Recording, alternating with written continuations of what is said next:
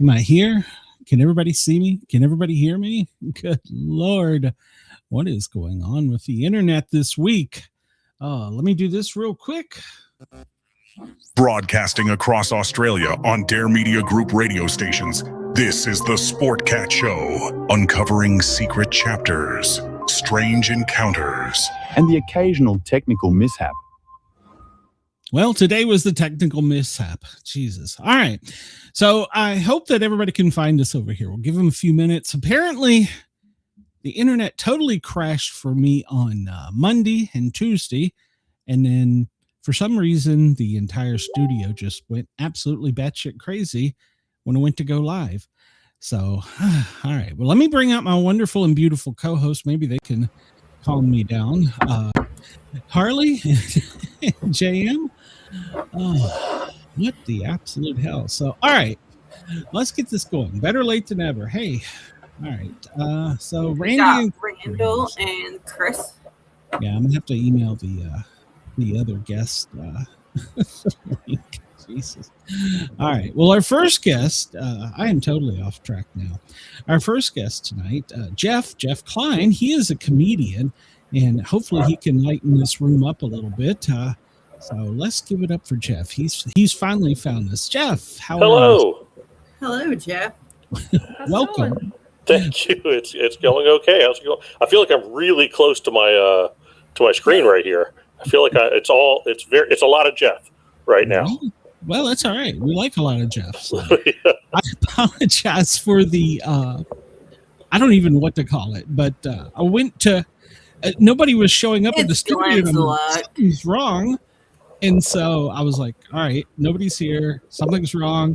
And I was like, all right, it's 9. I'm just going to go live. Went to go live, and the whole thing just died. So, I'm sorry. So situations where you either have to laugh or cry, and laughing gives you less lines. So yeah. Let me get a couple things out of the way real quick. We want to thank everybody at WZQR and WRFN for putting up with these technical difficulties, and we want to thank our friends in Australia as well for allowing us all to tickle your ears. All right, Jeff, we're nice and smooth. Yeah. Smooth sailing here on out. So how are you, sir?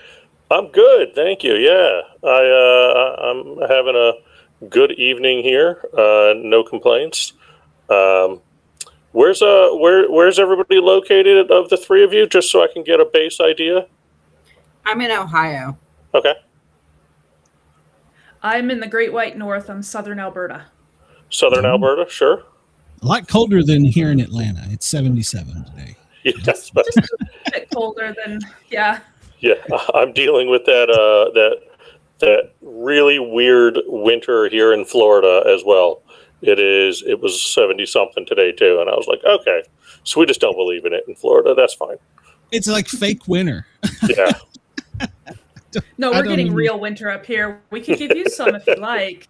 We got it here in Ohio too. Yeah, I bet. Yeah.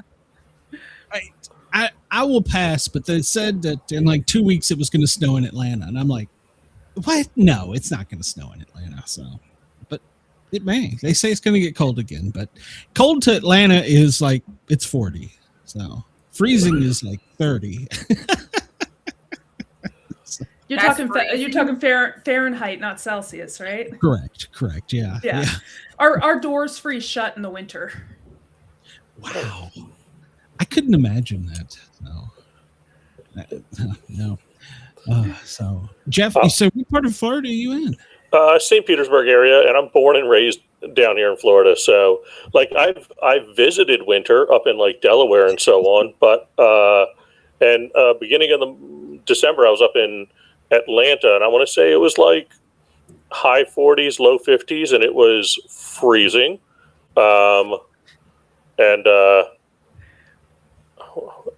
Sorry, I got distracted by the Roger Clemens reference in the chat. I don't know why I have the chat up, but I'm going to obsess over it now because Roger Clemens was absolutely an all-star pitcher, but also fat. And that's what I'm taking from the reference is a lot of Jeff is a lot of Jeff. And I'm going to now move my laptop so the angle is all the way above looking down on me. I don't think he meant like that. Just obviously, Chris means I seem like a very talented baseball player who belongs in the Hall of Fame, and that's obviously. I take it that way. Yeah, 100%. I take it that way. I can't imagine, and Right, you know what? It's silly. I even said the other thing. I don't know where that popped up. Obviously, all-star physique is what he was going with, and that makes perfect sense. What was I saying? Oh yeah, born and raised in Florida. It's hot here. Sometimes it gets so hot, our doors expand the wood, and then we can't get out. So same thing. That's where Glenn wants to move, is Florida. Yes. I want to abandon winter for good. Either that, or if we make another Chris state, said I'm not moving to that. Cleveland. He's a big Clemens fan. You resemble him facially only, nothing else. There you go. So you did interpret it correctly. Yeah, and I'll take it. I'm also a big Clemens fan, so I'll absolutely take it. It's those first impressions there. He knew right away you were an all-star. So. It's so funny in doing stand-up comedy and putting myself out there and being on the internet as much as we need to be for my career.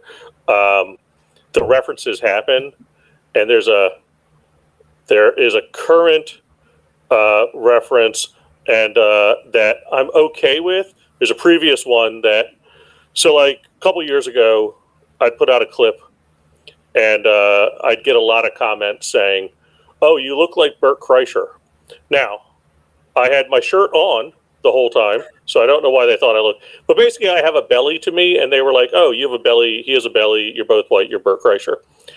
Recently, because of all the success he's having with his new show, which is well earned, I am hearing a lot when I leave the stage that I sound just like Seth Rogen. And You kind of do, though. Yeah, I get it. It's a deep voice. There's a little gravel to it, but I wouldn't take anything but negative about that because Seth Rogen's hilarious. Yeah, there's that is a step in the right direction from being said I look like Bert Kreischer to I sound like Seth Rogen. I'll take sound like Seth Rogen. Show on HBO where him and that girl are like he's smokes pot and stuff on that show. Yeah. So like he just won a bunch of awards for the studio, I want to say it's called.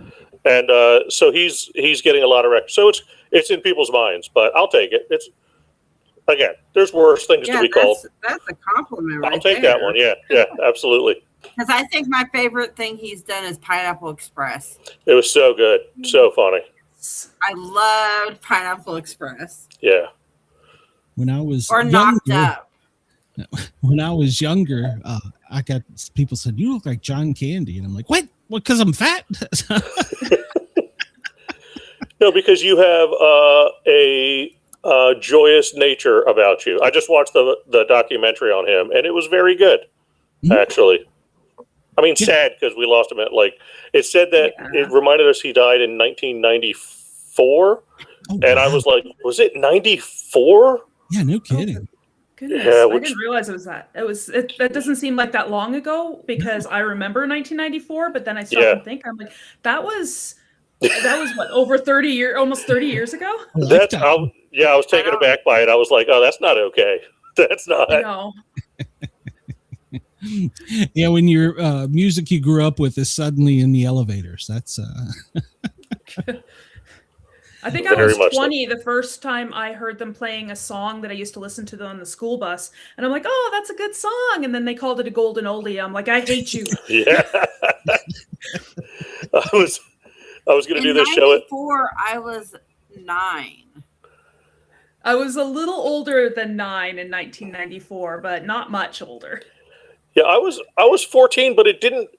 To me, looking back, I was like, I thought I was older when he passed away, which made it seem like that's too far away type thing. But yeah, but I did a show at a theater, and the sound guy said, "What song do you want to come out to?" And I said, "Sweetness" by Jimmy Eat World, which is just a nice intro. Gets you paying attention right away.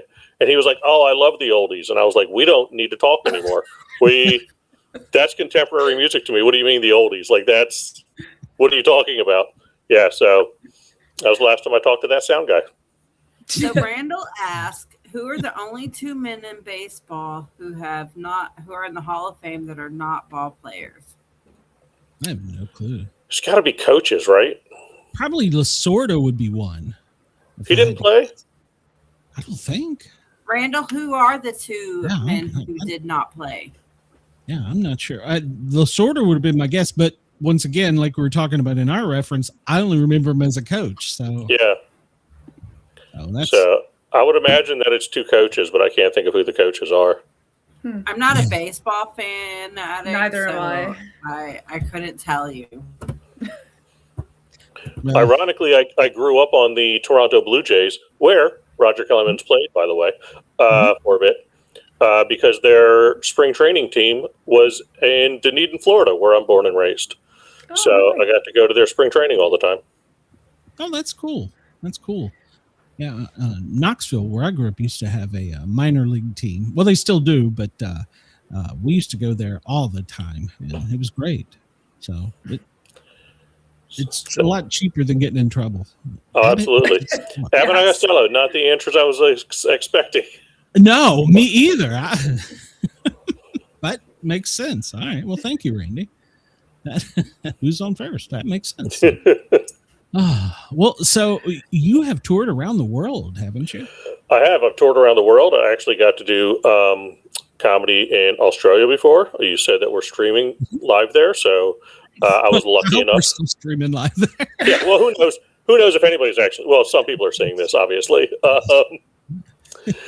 But yeah, I've gotten to tour around the U.S., around the world. I've been very fortunate to get to do comedy as many different places as possible. I have yet to do comedy in Canada, but that does not mean that will not happen soon. Hopefully, sooner than later. I've been pretty fortunate to get to go around and tell jokes to people and try and make them laugh. That's so better to make them laugh than cry. Yes. Yeah, yes. That's my philosophy in life. I think I've mentioned that twice now, but that's my philosophy.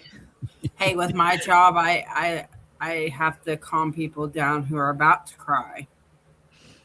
Yeah. Well, I either get screamed at or cried at, and so I've dealt with both ends. Well, I work in a tax office, so. Oh yeah, that'll do it. I'm just a mom. I'm a mom too, of 4, so. I get both.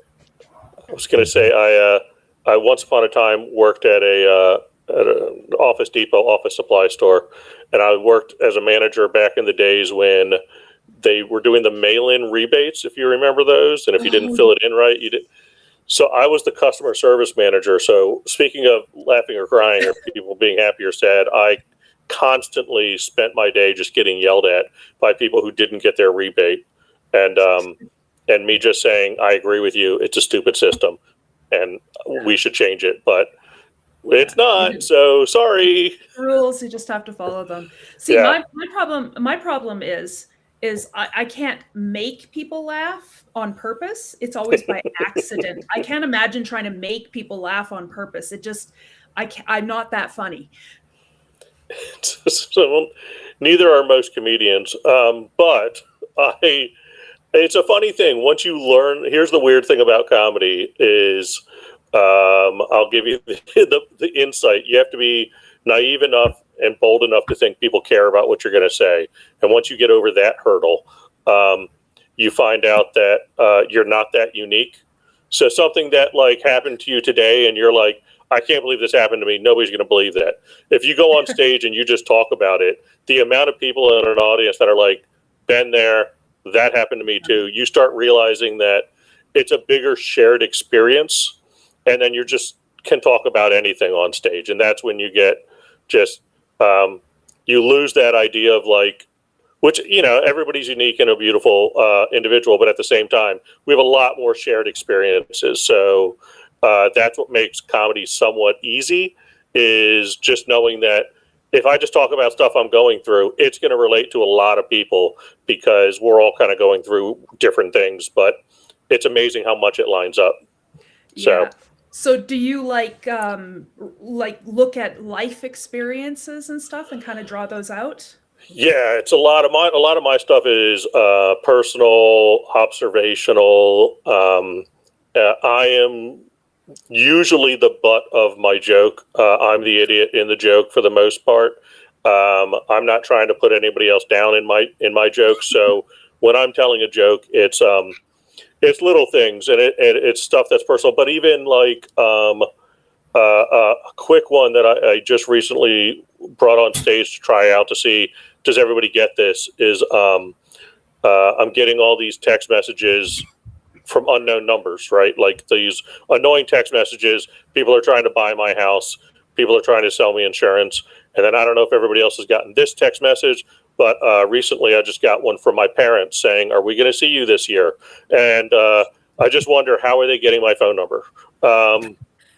And so, well, you know, it's a relatable to everybody, and then you turn it back on yourself to, you know, kind of be the joke on it type thing. Yeah, I suppose. So I suppose if I looked at that, if a person, especially a parent, and Haley can probably attest to that, there's a lot of situations that happen on a daily basis that are, you know, not pleasant in the moment, but you look back on them and you just have to laugh. Oh, sure. Yeah. And like you said, you know, with the stuff that happened here today, laugh or cry, right? Like if those are your two options, if you know you have two options, pick laugh. I was a paramedic for my career, so I've got plenty of stories. Oh, sure.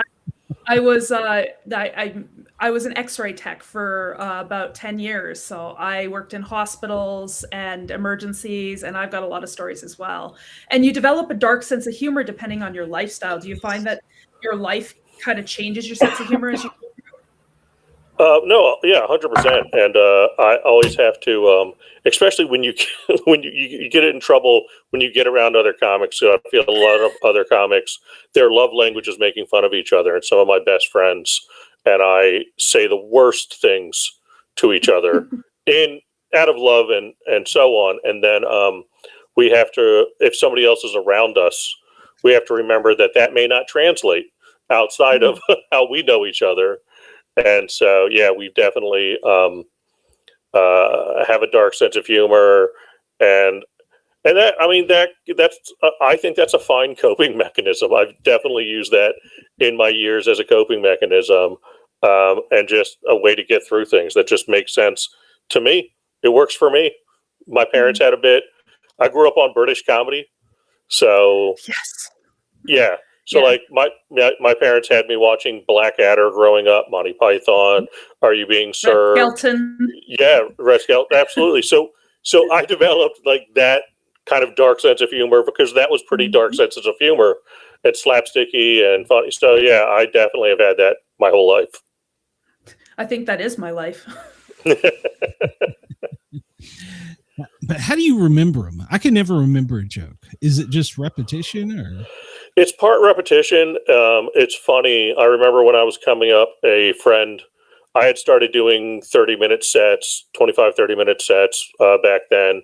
And a friend that was at the same level of me was asking me, how do I remember 30 minutes of jokes? And I said, well, two things. One, you wrote them.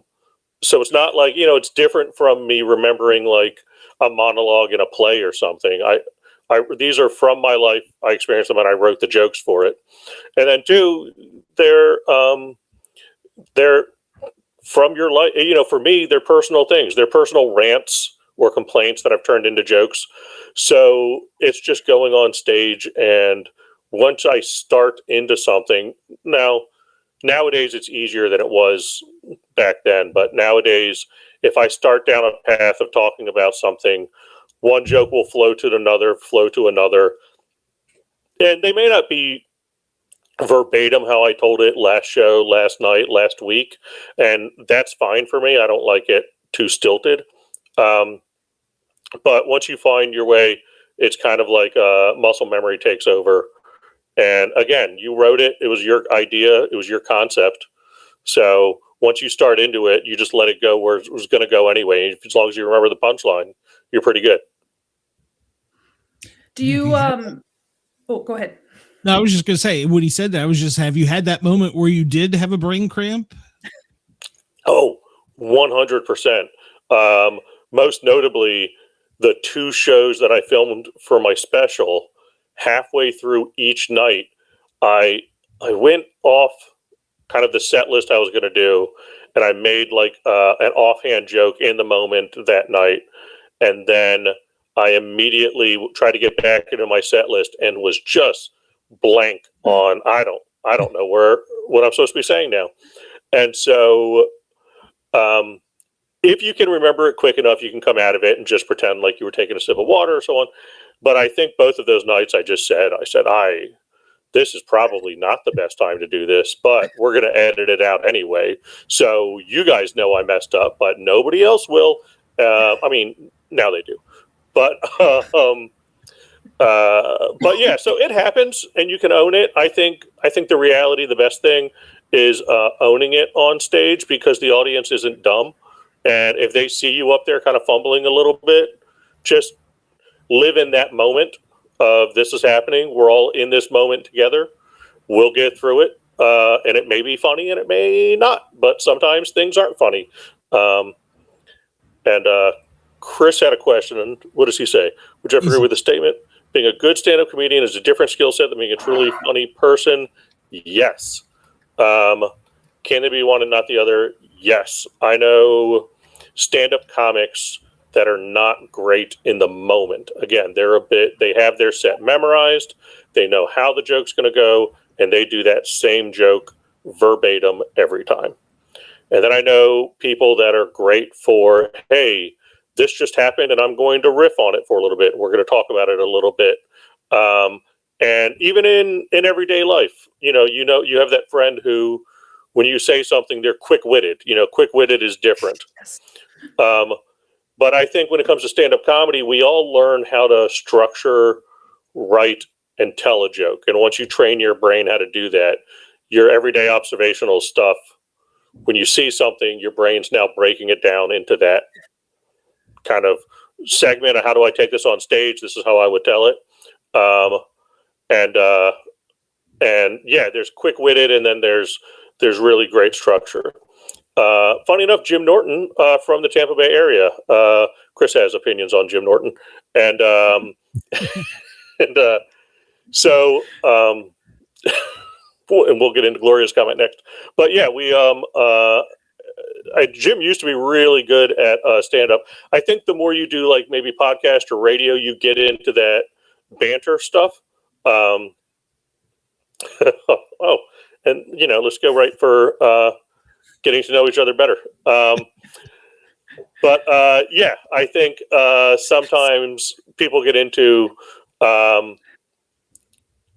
getting out of the telling jokes on stage and getting into just the conversational stuff, and then they kind of lose that. But Jim's making another run. I think he's probably got another special coming out. He's talking a lot more personal stuff, I've noticed. I say Jim like I know him. I don't actually know Jim Norton. I just know he's from the Tampa Bay area, and I pretend like we're colleagues. You're neighbors, aren't you? Yeah, I mean, basically, yeah. And then thank you, Gloria. Despite most people finding you unattractive, that I'll be okay. Don't give up.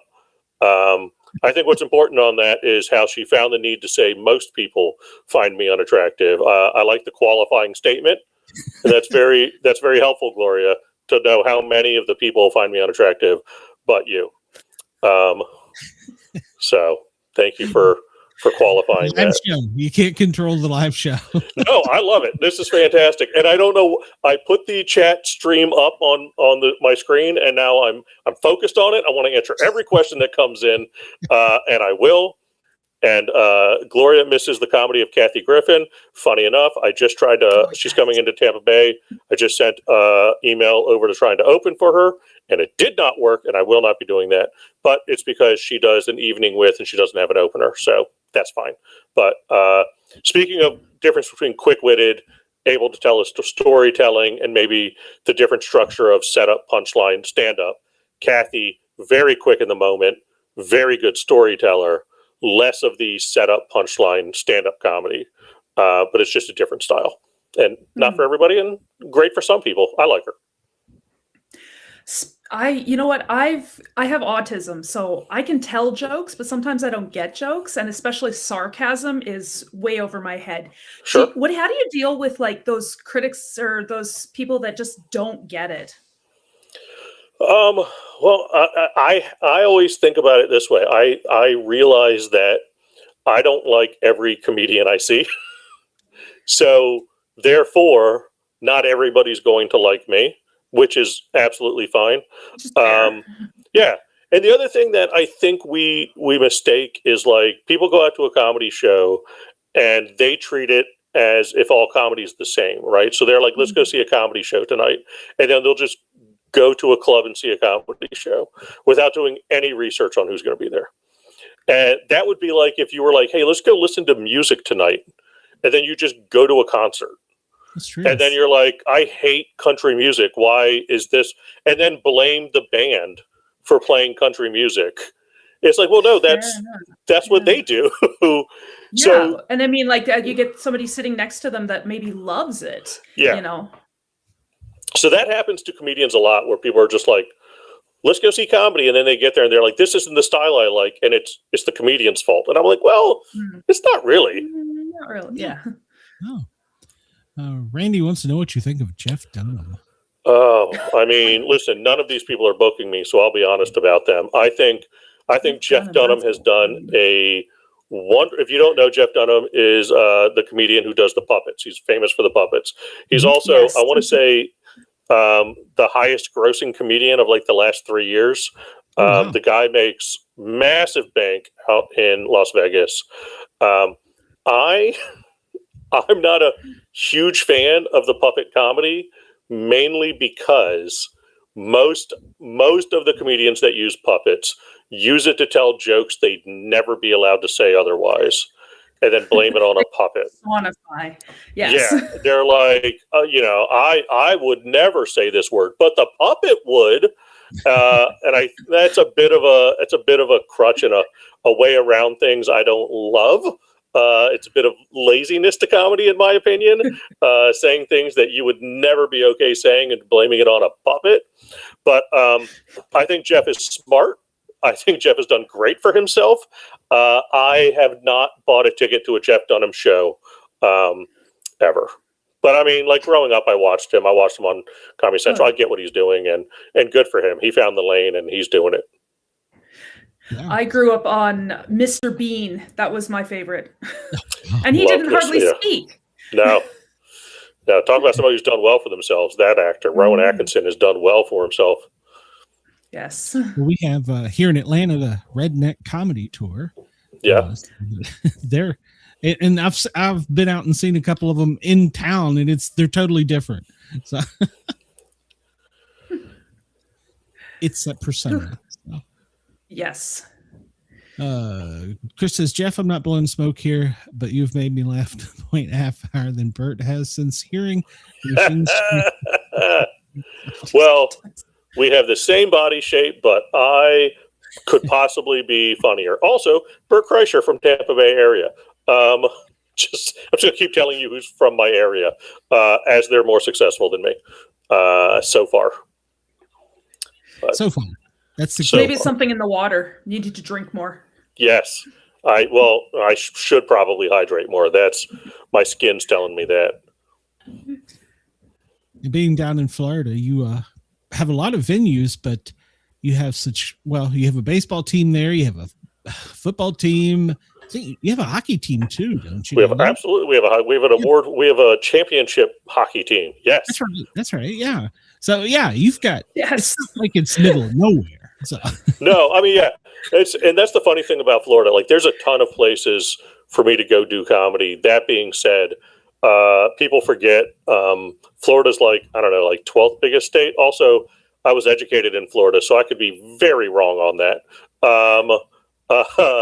Actual facts, not in our textbooks. But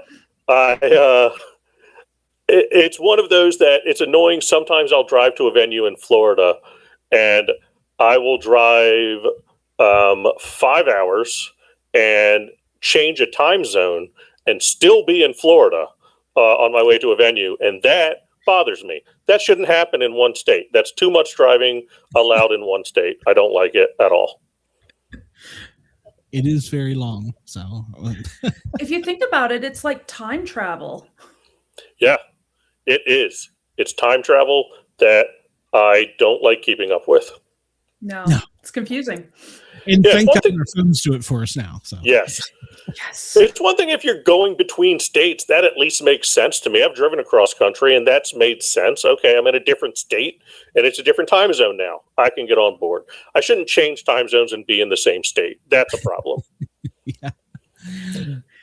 Randy says he worked with Artie Fleischer and I worked together in Tampa. And some nights he was better than other nights. Is he still around? I did not know he worked with Could Artie's from Tampa? I don't know. Artie Fletcher is still around. Actually, I know he was trying to open up a comedy club in St. Pete not too long ago, 5 some years ago. I haven't seen him, worked with him, or heard of him, but a lot of my friends that have been in the industry slightly longer than me know him well. And but I can't tell you what I think he's still around. I've recently heard his name in the last couple of years, so I'll say he's still around. Do you still keep up with, it's like when high school you graduate, do you have friends that you started with, you keep up with, or everybody spreads out, or? That's the fun, weird thing about comedy that's kind of interesting is you start out in like let's say a class of similar comics around the same time. So I started 11 years ago and there's people that started 10 to 11 years ago. Yeah, I know Chad Zumach pretty good. Sorry, Chris just asked if I've ever worked with Chad Zumach. He is back in Tampa. He lives in the area and I know him pretty well. We work at the same clubs. I have not worked with him, but I know him personally. As you get more into comedy and you stay in it and you get better and you start doing more and then you start headlining places, and it's funny, all of your friends that you came up with, there's on any show there's typically a host, a feature, and a headliner. So there's 3 comics. Well, the 3 of you can't be on the same show typically. So as because you're both headlining now or something like that. So as you get longer in comedy, you mainly see your friends that you started with on flyers at the comedy clubs for when they're coming in. So you kind of keep up with them. You take a picture and send it to them, or they signed a wall at a club you're performing at, and you check in, how you doing. So basically, I get to see a lot of my friends whenever there's a comedy club in town in Tampa called Side Splitters, and I absolutely love them. They're one of the top 5 clubs in the U.S., if not top 10 easily, top 5 probably. They're great, but they do a benefit show anytime a local comic has an issue. So a comic his house just burnt down due to faulty wiring. So 4 of us went and did a show there. Otherwise, all 4 of us would be headlining elsewhere. But it was nice to be on a show with these friends that I don't get to see often. And then a bunch of other comics come in to support. So much like in everyday life, you start seeing your family at weddings and funerals, and then the weddings stop and you're just seeing people at funerals. The same thing with comedy. We just see each other at the tragedies when there's a benefit show, and then we catch up and you ask how things are going, and then you make fun of the person who the tragedy is about. It's the dark humor thing. Kick them while they're down. It'd be too easy otherwise. Yeah. Oh, you don't want them to kick back. Maybe you're trying to get them to kick back. Get their heart rate up a little. Yeah. When you go to these places, some are probably better than others. Sure. We're talking about Tampa is probably one of the better. Have you been to some of the older ones that you were like, man, I always wanted to be here, but now that I'm here, I'm like, oh, this is not what I thought it was. There's definitely a few places that, I mean, that's the other interesting thing is people do comedy anywhere, like quite literally anywhere. So when I was coming up through the ranks, I went to go host a show for a chain of comedy clubs, and they'll put comedy shows anywhere. And this was at a biker bar in Daytona. So I drove across the state, and you know how I feel about driving across the state. So I drove across the state. It was at a biker bar, probably not my demographic at all for my comedy. And I was hosting, so I was doing a small amount of time. And the headliner was a magician who got who a blind guy made a better joke during the show than the magician did. And the blind guy was like, I saw that joke, that trick coming. And it was like, oh man, put him on stage. And then, you know, as a host, they're not putting me up in a hotel. So, you know, show finishes at 11. Now I'm driving back across the state with my $50 I made and watched a comedian get upstaged by a blind guy in a biker bar and just thinking, what am I doing with my life? What am I? So every comedian has had a show that you leave going, why am I doing this? What am I doing? And then occasionally we have shows that it's absolutely a blast, and you can't believe that this is called work. And somebody's flown you out to headline an event in Delaware, and they're paying you a bunch of money. You get to hang out with people all weekend, and you're like, oh, that's why I'm doing this. It's fun. So I always say sometimes we have to work on stage, and sometimes it doesn't feel like work. But even when we have to work, let's be honest, it's not work. As this podcast, we feel the same way with doing podcasts. Yeah. Like we've all done other things. This is fine. Yeah. Some nights it's a train wreck. Others it's great. So yeah. Yeah, absolutely. Say it. But I love it either way. I don't think I would like as much as I bitch. I don't know if you heard me bitching earlier. I was like, I'm going to quit this. I'm going to stop because he says this at least 3 or 4 times a week. I don't think that ever not going to. Like I hear it at least 3 or 4 times a week. He's quitting podcasting.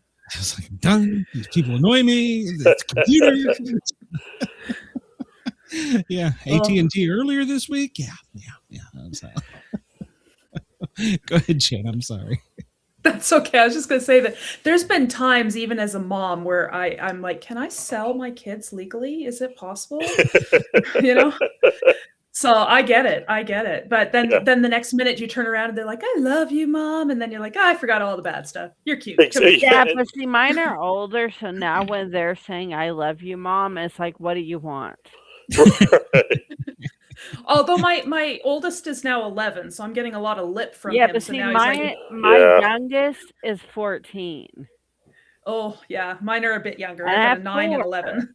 So I've got a 22-year-old, a 19-year-old, a 15, and a 14. So when they say I love you, it's because they want something, not because they actually mean it. Yeah. I mean, they love virtual currency. They love what you can do for them. That's still love. Yeah, I mean, you know, it's now that it's a commerce. You know, it's give and take. Yeah, mom's turned into a business.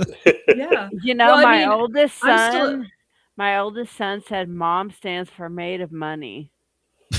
Wait till they learn what money is, and then having to make it. My 22-year-old is learning that very fast. We all learn it fast. I found out. You know what? I'd rather them asking for money than using mom as a tissue paper. So you're in those ages, the tissue than the money. Yeah. I've got a grandson. I don't know. My kid gave me pink eye. Poking me in the eye. Gave me pink eye. I did not like that one either. I'd rather give him money.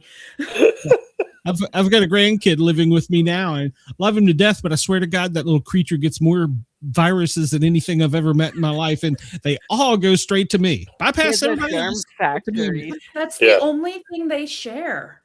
Yeah.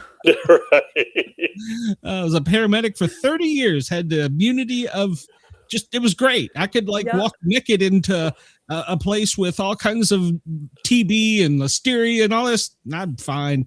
Come here, a little 5-year-old gremlin takes me. One kid around you is all it takes. Yes. No, they test you mind, body, and soul. Yeah. So, Jeff, I was going to ask you, when you go into different places, like, because you mentioned you went to a biker bar and stuff, if you're going to a different state, or in Canada, we have provinces and stuff, and they have different cultures, different mentalities and stuff. Do you kind of research the area before you go? So, no, that sounds like I should, though. I will tell you, one of the things I started doing very early on when I got more confidence in it is, I think I've been lucky because I live in a beachy area in a tourism area. So in writing my jokes as I came up, the crowd was always changing. It wasn't the same people all the time. And these people, I was doing a lot of my comedy on the beach, so it's a lot of tourists on the beach. So I started doing comedy for Midwest people a lot. There's a lot of Ohio people that come in down to Florida, Northerners, people from Canada, and local Florida. So I had to learn how to write jokes that would work for anybody that was in that crowd. And then, so when I started traveling, one of my excitements for trying to get out and do a comedy festival here or go try to do a show here was, do my jokes work other places, right? So I had a friend of mine reach out to me, and he was doing 2 theater shows in Michigan, where he's from. And he said, "Hey, would you come up and open for me at these 2 theater shows?" And my answer was yes. Between the flight and everything, I wasn't going to make a ton of money, but I wasn't negative for doing it. And then my thought was, I've never done comedy in Michigan. Let's see how my comedy works in Michigan. And so, flew up and did the shows, and it worked well, and made some new friends and got some new followers. And so it, to me, has always been an interest. I've always been curious. I used to work for hotels when I was really learning comedy, and they would send me to other cities to help their hotel. I would kind of go in if there was problems and help out some. And I love doing that because I got to Kansas City and Minneapolis, and let's try comedy here and let's see how my jokes work. And they kept working in city to city. And I look back and I realized that that's probably because I came up doing comedy for tourists, and I had to write for anybody that was in that crowd. And I had to learn how to make it so it works on a wider cast, as opposed to it's the same people from the same town coming in all the time. And I think that can happen in other cities and in other states. And so just being convenient about where I grew up and came up from. Real quick, I just want to answer my outlook on Larry the Cable Guy. Larry is, by the way, Larry from Orlando, Florida. Larry is deceptively smart. Larry was a radio guy in Orlando, Florida, Smiling Dan Whitney. And then he had a character named Larry the Cable Guy, by the way. And the character took off, and that's who Larry the Cable Guy is. FYI, not his real name. I'm blowing his cover here. What you going to do, not hire me? But Larry is apparently a very nice guy. He's actually produced a friend of mine, 2 of my friend's albums on his label. And if you listen to his jokes, he's saying it in that accent and playing into kind of this stupidity. But when you listen to some of his jokes, they're actually pretty clever, annoyingly clever, that it's wait a minute, is Larry smart? And he might be. So that's my opinion of Larry. I had also pitched a joke to him that could have been on his last special. And my other opinion of Larry is I started watching the special and I didn't get far enough to see if my joke had made it in there. So I respect him. He's done a good job and he's deceptively smart. I did not finish the special personally. Just, again, not my style for me. But another Florida guy. So I get to meet Ron White as a paramedic. So. Oh, yeah. Ron, again, another smart guy. Yeah. Yes. I'll just leave that story there. The show had to go on. We'll just leave it there. But what did he have up his butt? I'm just kidding. I'm just just a guess on Ron. He's a drinker. Yeah. His jet. Yeah, well, I was a flight medic too. His jet was hangared where our jets were, so we would often see him. And he was always on, I guess, but he was also all inebriated all the time. I used to always say that when I worked in hospital, I always see people at their worst. So I never actually met anybody famous, but if I did, I would be seeing them at their worst. Right, yeah. Well, I met That's fair. Culkin, and it was at his worst. Yeah. You can pay taxes. No, this was when I was younger. I mean, think back to like early 2000s, him going through Oklahoma. How old was he at the time? I don't have a clue. I know. I was he was older than me, like 2004. Oh. All right. He's about my age, so that put him around September of 24. 2004. Okay. He got I feel like pulled you're hinting at over something, in and you have to remember I'm Florida educated, so he got pulled over in Oklahoma with a lot of stuff in his car. Okay. Well, I kept Willie Nelson from getting arrested in downtown Atlanta because the young cops didn't know who he was, and they said he's high as a kite, and I'm like, yeah. You like we that? got marijuana in there, yeah. You should arrest him if he wasn't high, because that's somebody impersonating Willie Nelson. That's like him and Snoop Dogg. They're always high. Right.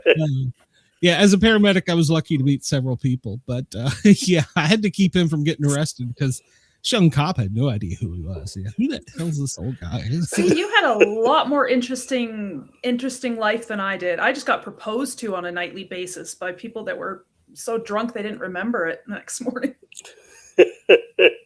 I don't think I ever had that. Well, no, I did have this one time, but she once again was well, she worked on the street. We'll just leave it at that. So, and Jeff, I was thinking about it. As a paramedic, I have to be able to go in and instantly either click or I'm either the good guy or the bad guy, and you have to feel the room. And sometimes you're just totally wrong. I mean, you walk in and you're like, I got this, and then boom, suddenly it's wrong. So I'm just going to throw this out there. I believe she did most of her work off of the street, just so we're clear. That's possible. That's possible. Yeah. She could have I have a client who is a famous OnlyFans model. Well, OnlyFans person. And for confidentiality, I can't say her name, but she gets quite a bit of write-offs. They can make money. Yeah. They make lots of money. It's the next up-and-coming career, it sounds like. I just did a story about an OnlyFans model on my news show. Some football player apparently is very well endowed, like 2 Coke cans. And that is making the rounds on social media as the butt of I don't know. The joke. Like, 2 Coke cans. Wait a minute. I had to go get a visual for that. So it wrecked the OnlyFans job. I'll just leave it at that. Right. I'll tell you. I'll tell you a fun story about when I used to bartend. I used to bartend at this little neighborhood gay bar in a downtown. And speaking of women of the night, I worked like daytimes there. I started my shift at I worked 12 to 7. So anybody that was coming in had a problem. And so I would get some afternoon people in, and a lady of the night would occasionally, lady of the day, she was a daytime worker, would come in. And because she was so well known and we just knew who she was, and sometimes she would ask me to start her a tab, and then she would leave and then come back and pay the tab. And I never really wanted to handle the money that she gave me, but it was like, I know I know how you got this money. Like, there's not a question that all of a sudden you have $50 on you. Like, we know where that came from. This isn't the head. You didn't win a scratch off this afternoon. You know, it's You funny. wash your hands before and after. Yes. The people who put like money in their mouth and stuff, when I see them, I'm like, have you ever wondered if that's been in a stripper's butt crack? Because they all have And been. then Everybody listening know that. They do this, and they're like, all right, here in the I South, wasn't, but I am money. now. Yeah, in the South, the bra money during the summer. So, Oh my god! Yeah, it's nice and warm and damp. Oh boy! At a little gas station I used to work at, it said we will not take money from your bra or any crevices of your body. Good standards. I was gonna say, I used to do mammographies, and they I would never handle money that's been in a bra either. I still like handling money in general anymore. Yeah. You know what? I mean, how many people actually carry money anymore? I had somebody come up to me in a parking lot asking for money, and I said, I don't carry money with me. That's like, oh, well, I have a Square card. And I'm like, really? How to know your audience. And then after you do that, there's a please add a tip function. Yes. Yeah. Oh my God. Yeah. Go to McDonald's. Yeah, would you like a tip? For what? Thank you for giving me money on the street. 20%? 25%? Yeah, exactly right. When it gets to 50%, I might never leave the house anymore. I'm waiting for the days when you go and do the automatic car, enter in your PIN or whatever for the car to fill up your car with gas. Sorry, I can't think to talk. And it asks for the tip. Oh yeah, I'm surprised that hasn't happened yet. Yeah, no kidding. And see, sometimes like this, the jokes just write themselves. They write themselves. I'm telling you. Look at yourself and you go, why is the McDonald's guy wanting a tip? So, yeah. Well, one of the things I'm going to give you some extra time to think about this, because I'm sure you have a great paranormal story or some kind. One of the things we always ask our guests is, have you ever had any paranormal experiences or seen Bigfoot or Nessie or something? All right. I came prepared, and I have multiple stories. I'll let you choose which one, or just take all of them. I don't care. One is an instance within my family that I got to witness. And then another is I used to work at a very famous haunted hotel on St. Pete Beach. It's on the registry of haunted hotels. And I've heard multiple stories from people that worked there that I knew. And then I got to see one thing while I was there. So I'll tell you the real quick family one is my mom. I don't know what to call it. We'll say a touch of The Shining, for lack of a better term. But her side of the family has always said something paranormally type thing. Like, she was a nurse, but she got investigated once because apparently she'd keep going up and down the floor and being like, they're dying tonight. But like with a little bit too much confidence that eventually they had to look into her, but she just kind of had the feeling and knew. And that carried through to my Aunt Bet passed away. I remember being a child. We had the phone hanging on the wall type thing. And the phone rang, and I got up to go, answer it and take the long cord, blah, blah, blah. And as I got up to go to the phone, before I picked up the phone off, my mom just goes out of nowhere. She just says, that's your grandmother calling. Your Aunt Bet died last night. And I was like, that's a specific guess of who's on. There's no caller ID. She's not even in the room that the phone's at. I pick it up, and it was my grandmother. And she said, can I talk to your mom? I give it to my mom. My mom very calmly after, she was like, yep, your Aunt Bet died. I said, how did you know that? She goes, oh, while I was sleeping last night, she came to the corner of the bed and she told me she passed away. And I have no point to argue with that because she clearly called that phone call perfectly. So there's that. And then at the hotel I worked at, the famous historic pink hotel on St. Pete Beach that's haunted, I'm not going to say names, but there's a lot of clues right there. It was built in 1928, to be specific. And it was a convalescent house. It was the guy who built it passed away on property. He wanted to give it to the employees, but it went to his wife instead before he could sign the will. He died. He haunts it. There's great stories about that. Anyway, one time his picture was taken down and being cleaned, and there's a long thing about him that he was very vain. Whenever his picture got moved from a restaurant, weird things would happen in the restaurant. And so his picture was taken down from the hallway and it was being cleaned and it wasn't up. In that time, one of the cocktail servers that I worked with when I was lobby bartender, she talked about putting all of the candles and like a little votive candle things. And then they had like the electronic lights on them. So she put them all out, turned all the lights on. And then when she got to the last one, she looked and they were all off. And she was like, I'm pretty sure I turned them on. And then she did it all again and they were all off again. And she was like, no, they're just going to stay off. I'm not playing. And then that night, I worked the next day. I didn't work with her that day. The next day I came in, and that night on security footage in our smoking area outside, I'm going to try and do this with my finger. I'm trying to figure out where the camera is. There was like a glowing orb caught on camera. So the security team showed me the security footage. And instead of like it, a little like dust particle caught some light and it would just float, right? That's in theory what would happen. That's not what this happened. It was a little glowing orb and then it did this. It did straight, down, straight. Like it made right turns. And went under a table and made 3 right turns. And so I got to see that security footage and I was like, well, that's weird. And then it dawned on me that she had told me about the lights thing. This weird little orb was happening. And I was like, oh, his picture's missing. And he's being all ornery because his picture's not here. And he's being vain because we don't have his picture up somewhere. So those are the 2 paranormal stories I have. Both I've gotten to experience. One was just a very interesting video. I can't explain a little glowing particle making right turns in the air in the middle of the night. And then the other one, it's a strong guess from my mom from the other room to be able to call and be like, somebody's dead and that's your grandmother telling me. And I'm like, well, okay, who am I to argue with? Yeah. She showed up at your bed and just told you. So, yeah, those are mine. Wow.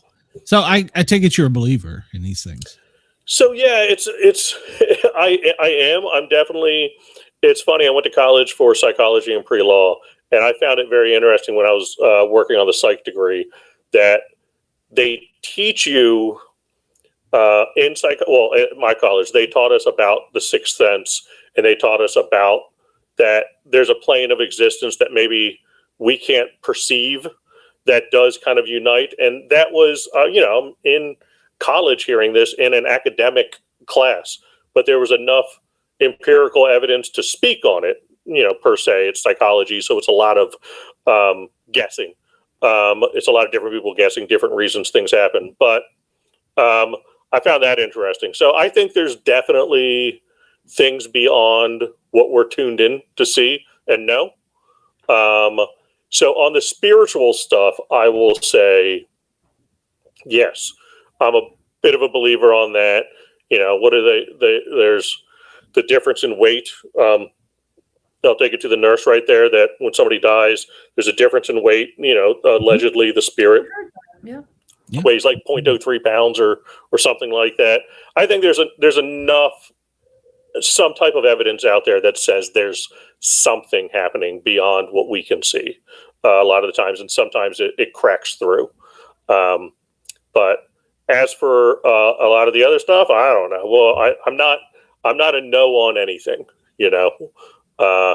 because like even when I remember hearing ghost stories at the hotel and like closing down my bar at midnight and looking around being like, oh, this is when the ghost is supposed to come out. And then I'm looking around trying to see one.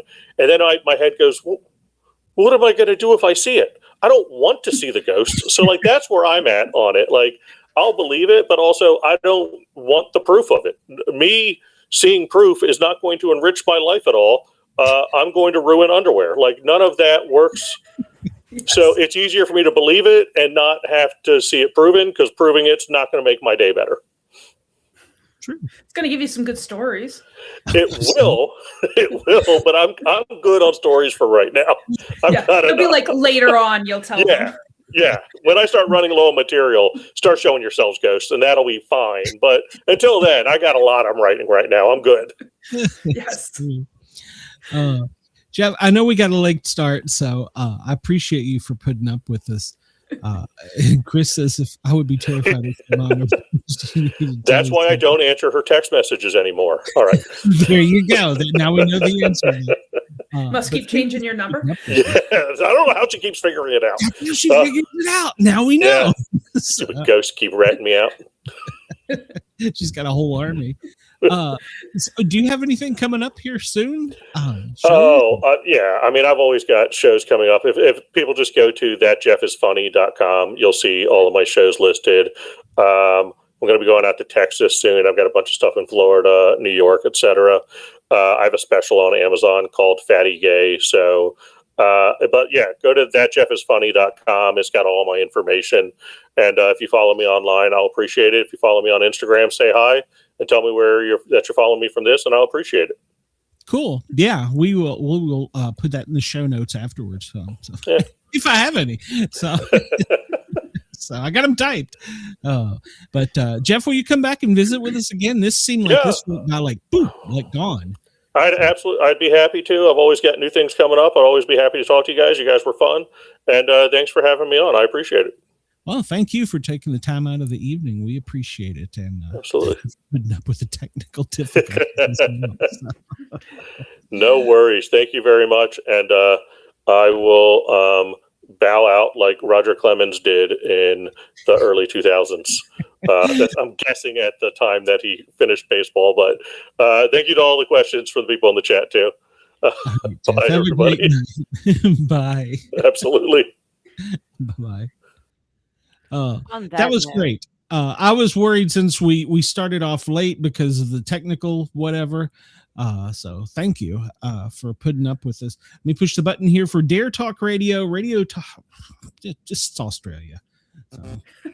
Broadcasting across Australia on Dare Media Group radio stations. This is the Sportcat Show, uncovering secret chapters, strange encounters, and the occasional technical mishap. On that note, I'm going to go because you said you weren't feeling well, so yeah. All right. Well, Harley, thank you for being here. And I apologize we're running late, and we always have two guests. Sam is with us. She's been backstage and been very patient. I want to bring her out. She's an author, so Jen, you will appreciate her. And first off, Sam, I want to apologize. I hit open the studio and then it was just gone. I don't know what happened. I think you're still muted, Sam.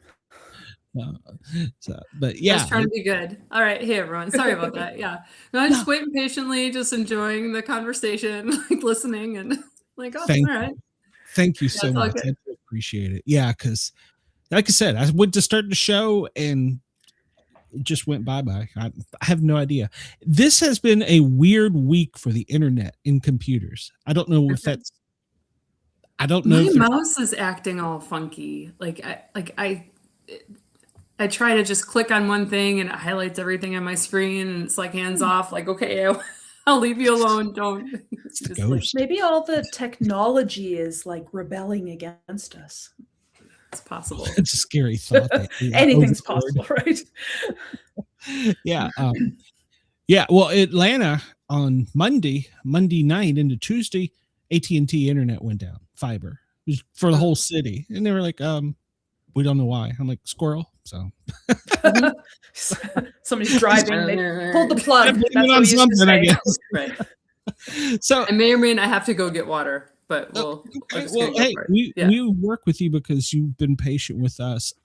So you're an author. You've written, I think I saw almost 40 books. I've contributed to some of them was just a chapter, you know what I mean? But they're definitely I've been doing this for a long time and have my name on a lot of books. And The Prodigal Son is my baby. That's the one that just came out January 1st. So I'm excited to tell you about that. And from what I hear, some of that paranormal stuff will fit in really well with what we're talking about. Yes. So, yeah, I'm excited. Yeah. Okay. I'm sorry. Well, to me, if I got a punctuation in there, I'd be taking credit. So, because right. The Mrs. Kashansky would definitely be proud of me for my English. She was my English teacher, so she'd be like, "Oh, you finally did something right." So you're in there, yeah. Well, for about 2 years, I was interviewing people and writing their stories from first person, and so that was my job. It was a freelance gig, and I had like basically one chapter per book. So there were, I think, 19 books that I had just one chapter in, and I mean, it was significant. My name was in there. But when you say contributed to, it's like when people ask me how many books I write, I kind of get all tongue tied because I don't know how to answer that. Because I have like books that I've co-authored, books that I've written, but they're not published, books that I've just like, I wrote a foreword for a couple books, like, I don't know what answer you want from me. Like, how many books am I making royalties off of? Is that so if you add them all up. Right, and just squish them together, and it's like how many books would it make on average, kind of. My flagship book, my first book, was about miscarriage, which was not fun, and I didn't really even like talking about that book. Like when people are like, "What'd you write?" I'm like, "I wrote a book about infant loss." Like it just brings the whole room down every time. So. But it helped people. It really, that one really served to other, moms who'd experienced that. And I heard a lot of feedback, like, thank you so much for writing your short story and sharing your story. So I'm in this hard space with the prodigal son as well. And I'm excited to start writing fiction in the near future and get out of this dark, heavy space. So this is part 1, right? You still have part 2 coming out. Maybe people keep asking me that. That's really weird. Like they're like, is there a second book? There's a second book that's Prayers Against Addiction. That's part of the series, but it's not like a sequel, if that makes sense. But people keep asking me what book 2 is going to be. I'm like, I don't want to write book 2 because that's the widow's mite. And that's my story about me crying into my coffee mug, behind the gardening shed. And I don't know if people really want to read that. So, I bet there is people out there that would love to hear, sometimes they need to hear things that they don't necessarily want to. And I don't know about you, but I started writing because I needed to express myself because I had thoughts and feelings that I needed to put down on paper. And then I share them with other people and then they strike a chord. Right. And it resonates with them. Or have you found that you can also articulate things that other people can't put into words? Yes. So, I struggled when I was younger. I struggled with learning how to speak to people because I have autism. And that was one of my things. I didn't know. I thought I was missing a script. So I made my own script by watching people and stuff. So, but when I'm writing, I feel like I can communicate a lot better because I'm controlling both sides of the conversations. Right. And you have time to put your words down and think through them. Yes. And yeah, absolutely. Yeah. So I'm sure there are a lot of people out there. I remarried in 2023, but my late husband, who the story is about, died in 2019. So I was a single mom with 3 young girls who were 8, 7, and 5 at the time. And I'm sure there are a lot of people who could resonate with that. And that experience. And like you said, I could articulate that pretty well for them, but I don't know if I want to do that right now. When you're writing something that's so deeply emotional and that you're connected to, it's like you're going through this trauma over again. Do you feel that kind of 100%. Resonates with you? Yeah. Yeah. The miscarriage book was cathartic. This prodigal son, crackhead to Jesus freak felt like a Horcrux. Like Harry Potter, my soul in it, like it stole a piece of my soul to write it. So I'm glad it's done. I used to have PTSD from phone calls. Like something bad is going to, someone calls, it's something bad happening. And I'm getting that again. I'm like, no, it's just, everything's fine. Everything's fine. So it's kind of putting me back in that space a little bit. But for what I like, the people who are saying it's helping them, it's worth it to. Yes.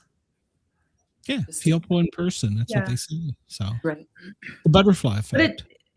Yeah, it does take a lot of courage though to write your story. I mean, even I don't write nonfiction. I write fiction, so mine's like completely fantasy and that. But I Sounds feel like marvelous. yeah, because I feel like I have a lot more control, but I really don't because the story writes itself. So I'm just along for the ride. You're a But pantser? Yeah. what? Sorry. A pantser? Oh, I'm a little more of a hybrid Okay. more now, but Okay. yeah, I was very much a pantser. I leave areas open where I can just let my story fill in the blanks and stuff. But you can't help but put a little like even writing fiction, you can't help but put a bit of yourself into your characters and you live vicariously through them. So it is like living it out again. Yeah. Are you familiar with the term pantser and planner at all? Mhm. Yeah. Okay. Yeah. Yeah. Okay. Yeah, it one of the authors introduced me to it. I was like, "What? Is that a club?" Is Yeah. I'm a pantser. Yeah. I'm a pantser.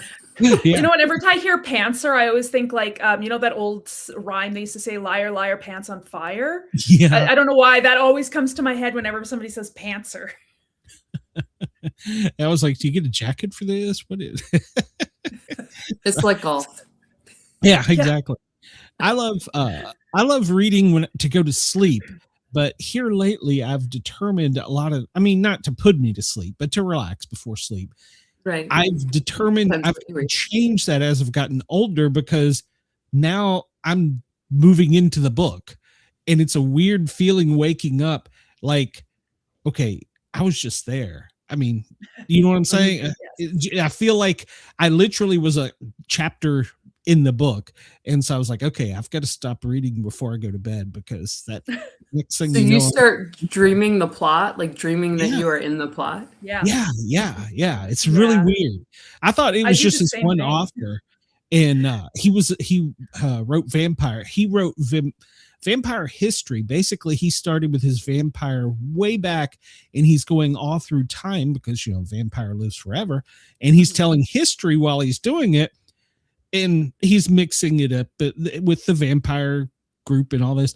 I had to stop reading it because I'm too into this. At night, I go to sleep and I dream I'm a vampire or something. So no, I got to stop. I was going to ask which character you show up as. Are you like the person being killed or the vampire? I was the vampire. Yeah. Usually in those kinds of dreams, if I do that, I'm myself trying to survive the story. Well, you've said that all of your characters want to kill you for some of the things you've put them through. So Yeah, I have not been nice to my characters, but they're stubborn, so I have to. That writes a better book. So Yeah, well, and it satisfies my God complex, yeah, of course, because you're in control of the whole universe. Yes, Yeah. of course. I'm working on a romantic suspense fiction series, and I tell myself my own story before I go to bed. That's kind of like I tell myself bedtime stories, but I just start like working the plot out in my head until I'm sleeping, basically. Yeah. So are you a pantser or a plotter? Oh, sorry. Answer 100%. Like my characters tell me what's going to happen next as we go. Yes. So. They know a lot more than we give them credit for. I know it's a little creepy. It's I've written sometimes where I get into, I call it the zone. And I'm writing, I'm like, oh, my characters are set up here. I don't know what's going to happen. Oh, I didn't know that was going to happen. And I just let it go off on a tangent. And like I've always said, it'll take me somewhere where I'm like, wow, that's amazing. That came out of my head. Or I will have to stop and question my sanity because I'm like, that came out of my head? So do you ever, do you ever get those in the zone moments? I do. I mean, for these like the interviews I'm doing lately, I have to keep setting alarms so that if I'm writing and like totally in my head, I don't miss the deadline. Because I'll just write. I'll just start going. Oh, yeah. It's more fun to live in those worlds, isn't it? And that's what I was going to say. It doesn't sound like work. You sound no, it's fun. It's playtime. Yeah. It feels really good. So I know. I hate writing the villain's perspective though. Like that is cringy to me. No. They have a lot more fun, I think, than our protagonists, because our protagonists are bound by limitations, whereas the antagonists or the villains, they are free to do whatever they want. They do whatever they want. But I know I'm writing good fiction if I cringe when I'm writing it.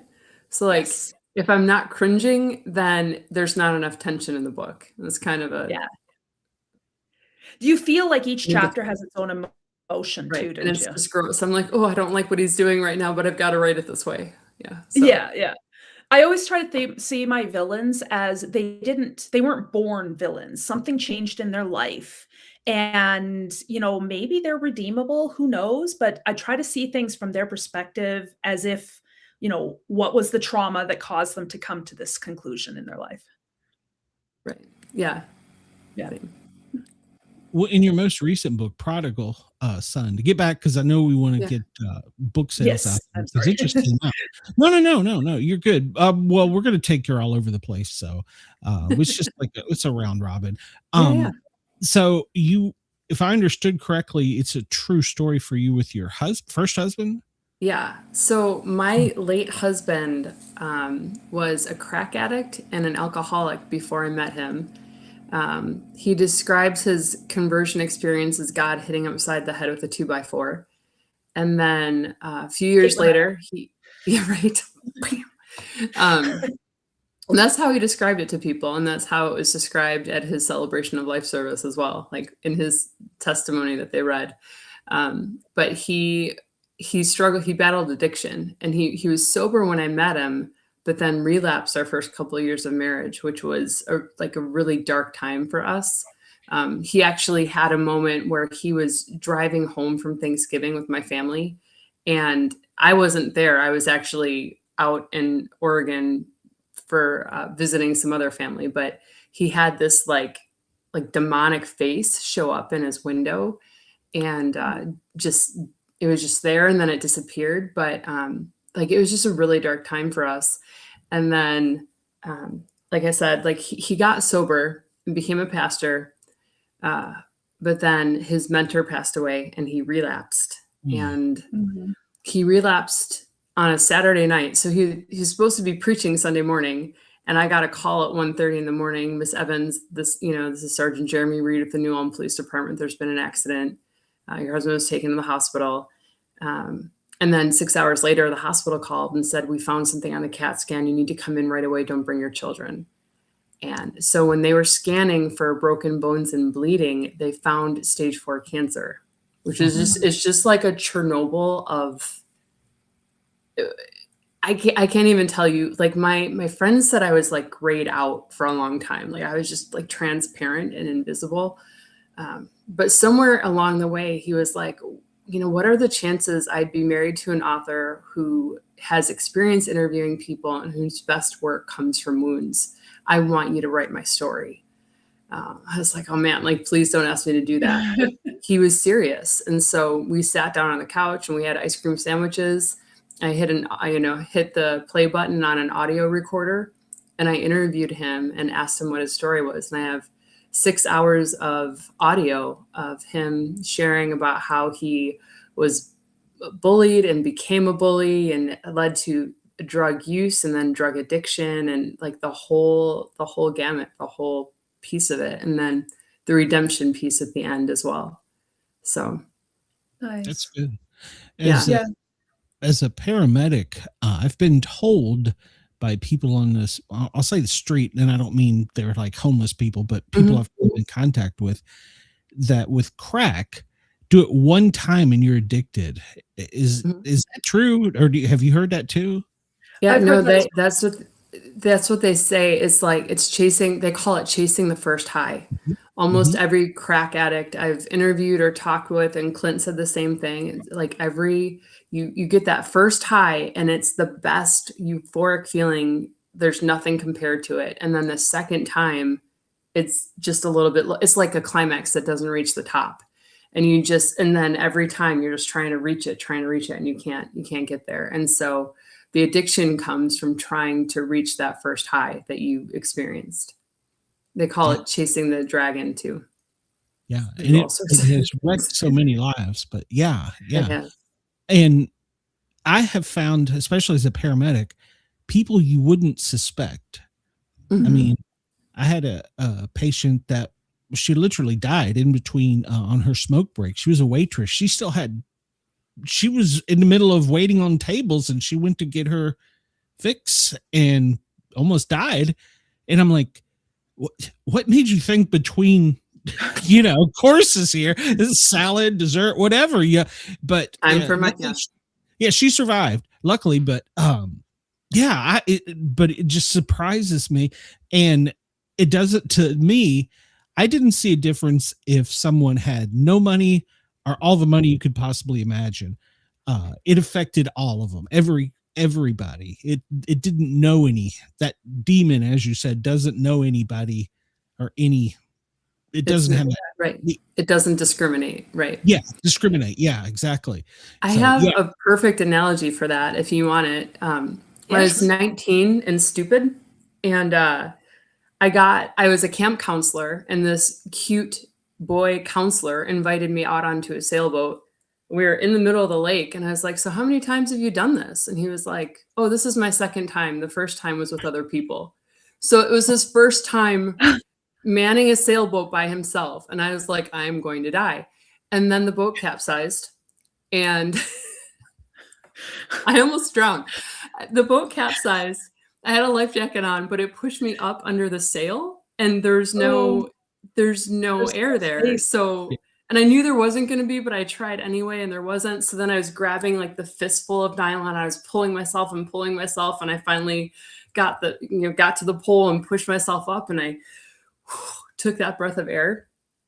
In the book, I describe addiction as that need for air. And when an addict gets their hit after being sober for a little bit, that's what it feels like for them. It's like that breath of air. So our oxygen is free, but for addicts, they need it to survive. They feel like they're suffocating without it. Yeah. That's a very good analogy. Yes, for a lot of things, not just addiction, but for a lot of things. In a horrible first date. So. Right. There was not a kind of he fair. I don't even remember his name. I just he popped up, and I was like, "Are you okay? Are you okay?" And we both heard each other's voices, and you just put your head back in the water. Good, you're still alive. I mean, obviously I survived, but it was like, how much ask trouble questions you guys first, in? girls. Ask questions first. Yeah. Yes. So when you met your first husband, you knew he had a problem, or you did not know he had a problem? He was totally open and honest with me. So I was a square, straight edge. I went to a Christian college. I had never smoked a cigarette. I still haven't. So he told me that he had been an alcoholic and a crack addict, and he didn't hide anything from me, but I didn't understand what he was telling me. Because he was sober. So I was like, oh, that's in his past. It's done. It's finished. Everything's going to be fine. It was not fine. We moved away from his support network, and I didn't understand how important that was for an addict. He was going to work with quality people who were supporting him and knew his story. He had good friends. He was building his relationship back with his parents because that had been destroyed. And so when we moved away from that, he fell. Like, there were guys from work saying, hey, you should come out to Dave & Buster's and drink. You should go bowling with us and drink. Backyard barbecues. Everyone's holding a beer.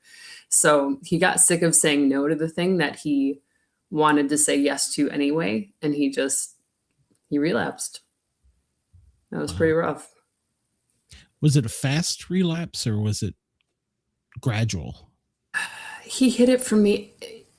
Addicts don't have an off switch. So I feel like maybe the first couple times he got high or with weed, he never went back to crack. And he actually told me at one point, if I ever smoked crack again, you and the kids would never see me again. That's how powerful that hold was on him. But he hid it from me for a while. It was manageable for a month or two, and then you just drink more and more and more, is what happened with that. And so there were nights, it's in the book, but there was one night he came home at 3 a.m. with bloody knuckles, and he didn't know how he got home. He didn't know where he was. He didn't know how he got bloody knuckles. I'm picturing dents in cars or a shattered window or a busted up face. I have no idea I have no idea what happened to him, and to this, like, I'll never know.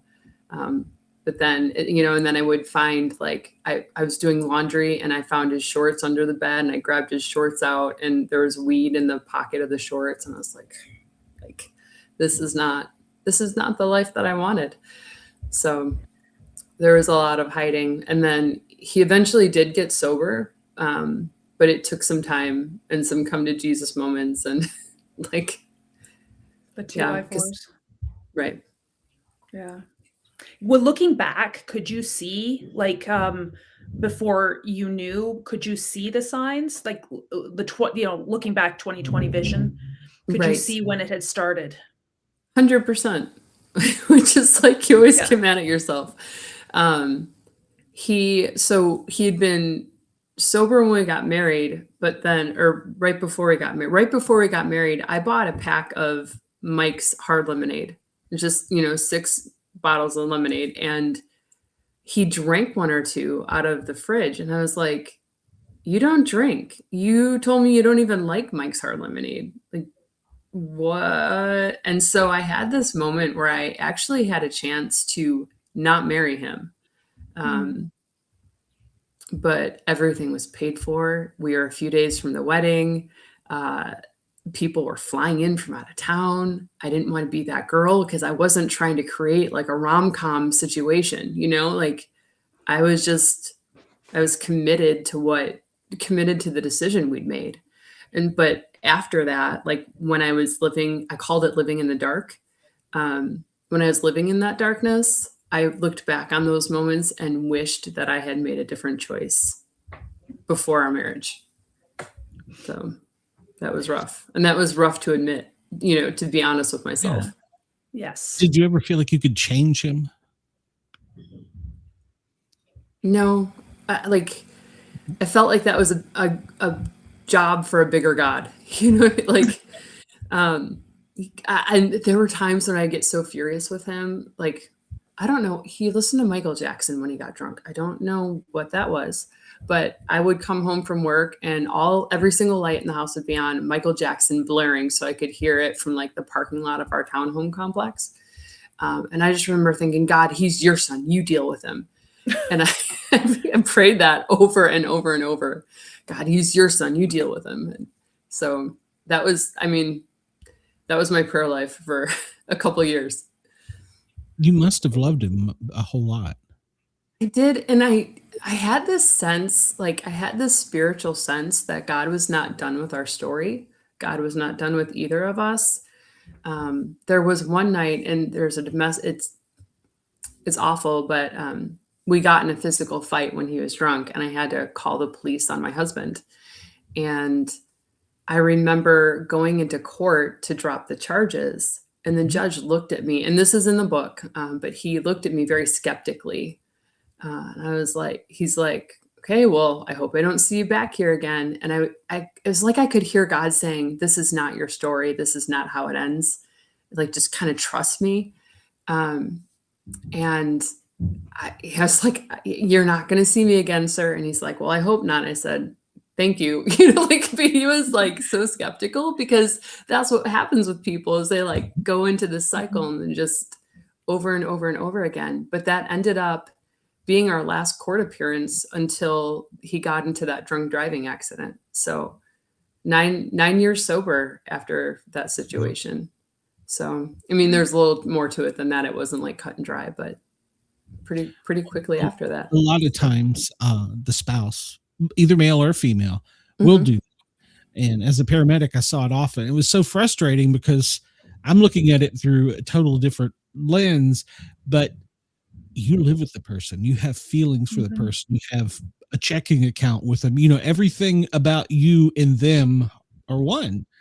And so it's hard. And it is not black and white. I grew up a very judgy person. Like I in church, I don't know, like I judged other people, judged people for their mistakes or whatever. And then being in that situation changed my heart a lot, because I realized, like, these are the cards I'm holding, and I can see the cards I'm holding, but no one else can.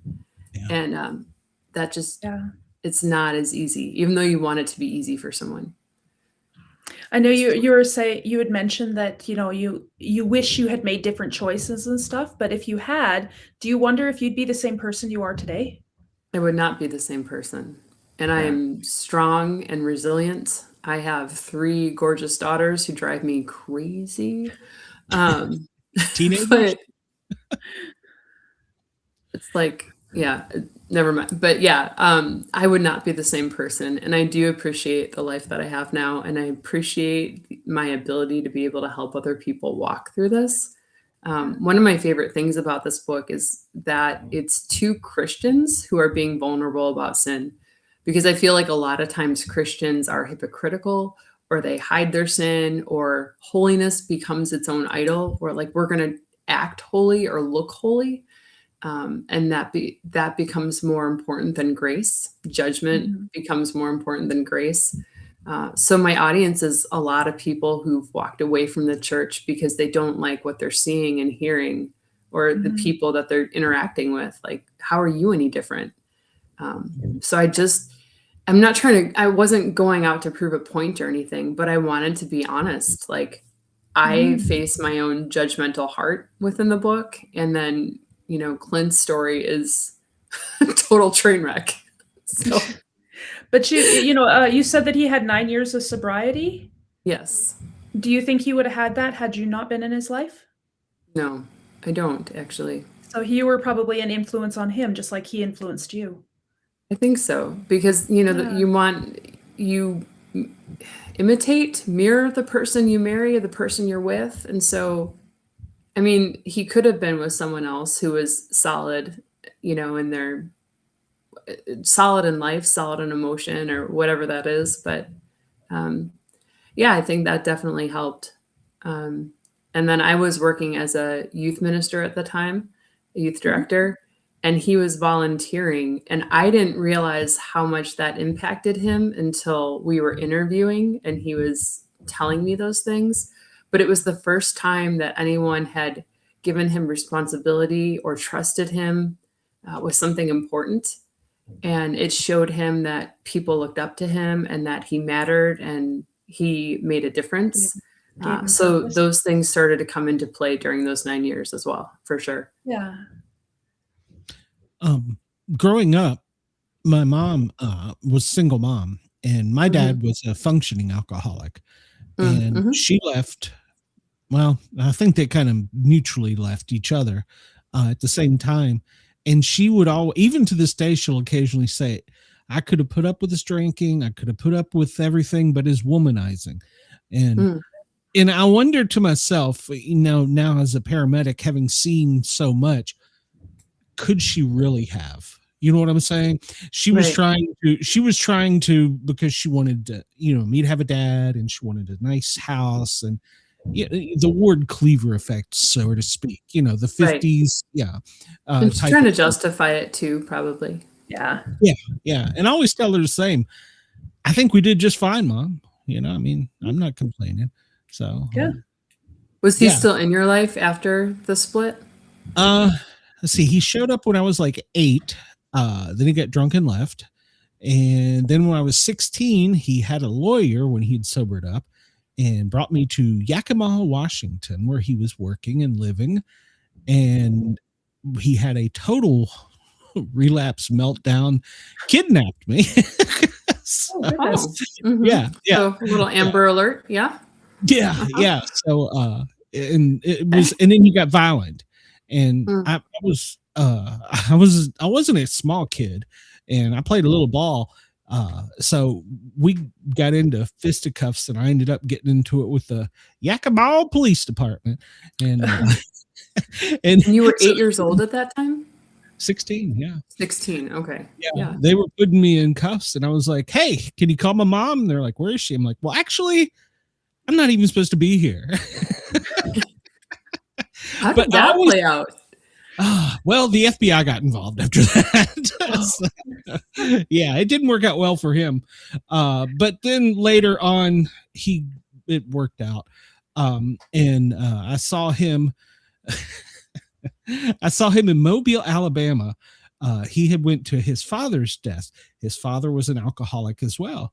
and he had went there and had a heart attack while he was there. My grandfather had passed away, and he had a heart attack and so when I walk in the room in Mobile, Alabama, it's me, my mom, and his wife at the time.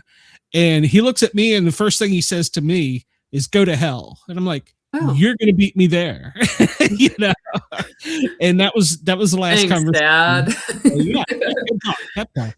Reminiscent of Boy Named Sue. Yeah. But Yakima police was very nice after I found out I'd been kidnapped. But I tell a lot of people this, and I can relate. I was enrolled in Sela High School for 2 weeks. It's the little high school in the area there. And I told the guidance counselor, I told the principal, I'm not supposed to be here. Nobody listened. And I can see now, looking back, hindsight as an adult, when we always say, well, we should have seen the signs. We should have said, they were probably right damn in front of you. You never knew it, right. And it was so scary. I mean, I wasn't scared as a boy. I was making friends, doing what boys do, but I knew I wasn't supposed to be there. So. You were also like, guys. Yeah. So, and this was before the day of cell phone and stuff. And, I couldn't call Alexandria, Virginia from Yakima, Washington with a quarter. So, but yeah, I think that we did just fine. So it is a resilience, but I do always wonder, Mom, like I said, to this day, she will occasionally pop up. I should have just stayed with him. I'm like, we did fine. Don't kick yourself for it. Right. So after Clint's accident, we had to deal with like the legal fallout. There was like court stuff that we had to deal with. His job put him on leave because as a pastor, he had a felony fleeing charge. And if that stuck, he wasn't going to be able to stay in pastoral ministry. So I was in constant conversation with the district superintendent at the time and the bishop of the United Methodist Church and like trying to figure that out. And then the cancer stuff, he started like, we had a bunch of appointments and chemo stuff. And I held it together for about a month. And then I started fraying and like short temper, couldn't handle it. Yeah, I was like losing my mind. He's like, what do you need? What do you need? I'm like, I need a break. And people didn't understand how close I was to divorce. Like what kind of woman divorces her husband when he's going through cancer? Right. But I had no time to like process my own stuff. And I was ready to walk out on him. I'm like, you can give me 3 days with a friends at a lake and I can go like process my life, or I'll just go order those divorce papers. Like I can't handle this. And so, I mean, it's hard. And I'm sure your mom felt the same way. Like she got to a point where she was just like, I can't do it anymore. And I think that it was important for me to listen to myself. And I'm sure your mom, yeah, I hope she gave herself grace in realizing that she made the right choice. I think she does. It's just like you said, I think it's a fleeing thing. And she remarried once and that didn't work out. So after that, she was like, yeah, we're just going to be single. We're done.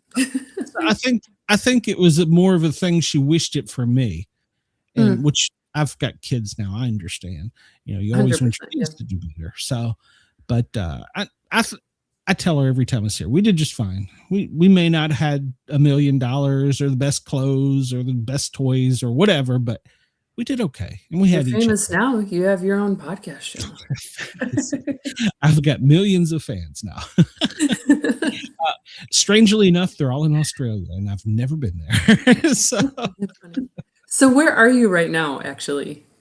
I am in Atlanta, Georgia. And okay. Jade, she's in the I'm in Southern Alberta. Okay. I am in South Carolina. Oh. So I'm in Simpson. All over the place. Yeah. Yeah. And her first guest was from Florida. And I was thinking about that Monday when the internet went down and there was nothing. And I'm like, a copper wire gets my voice and the people I'm connected with all the way to the bottom of the world, So well, people in Australia don't think it's the bottom. Well, I mean, on a globe.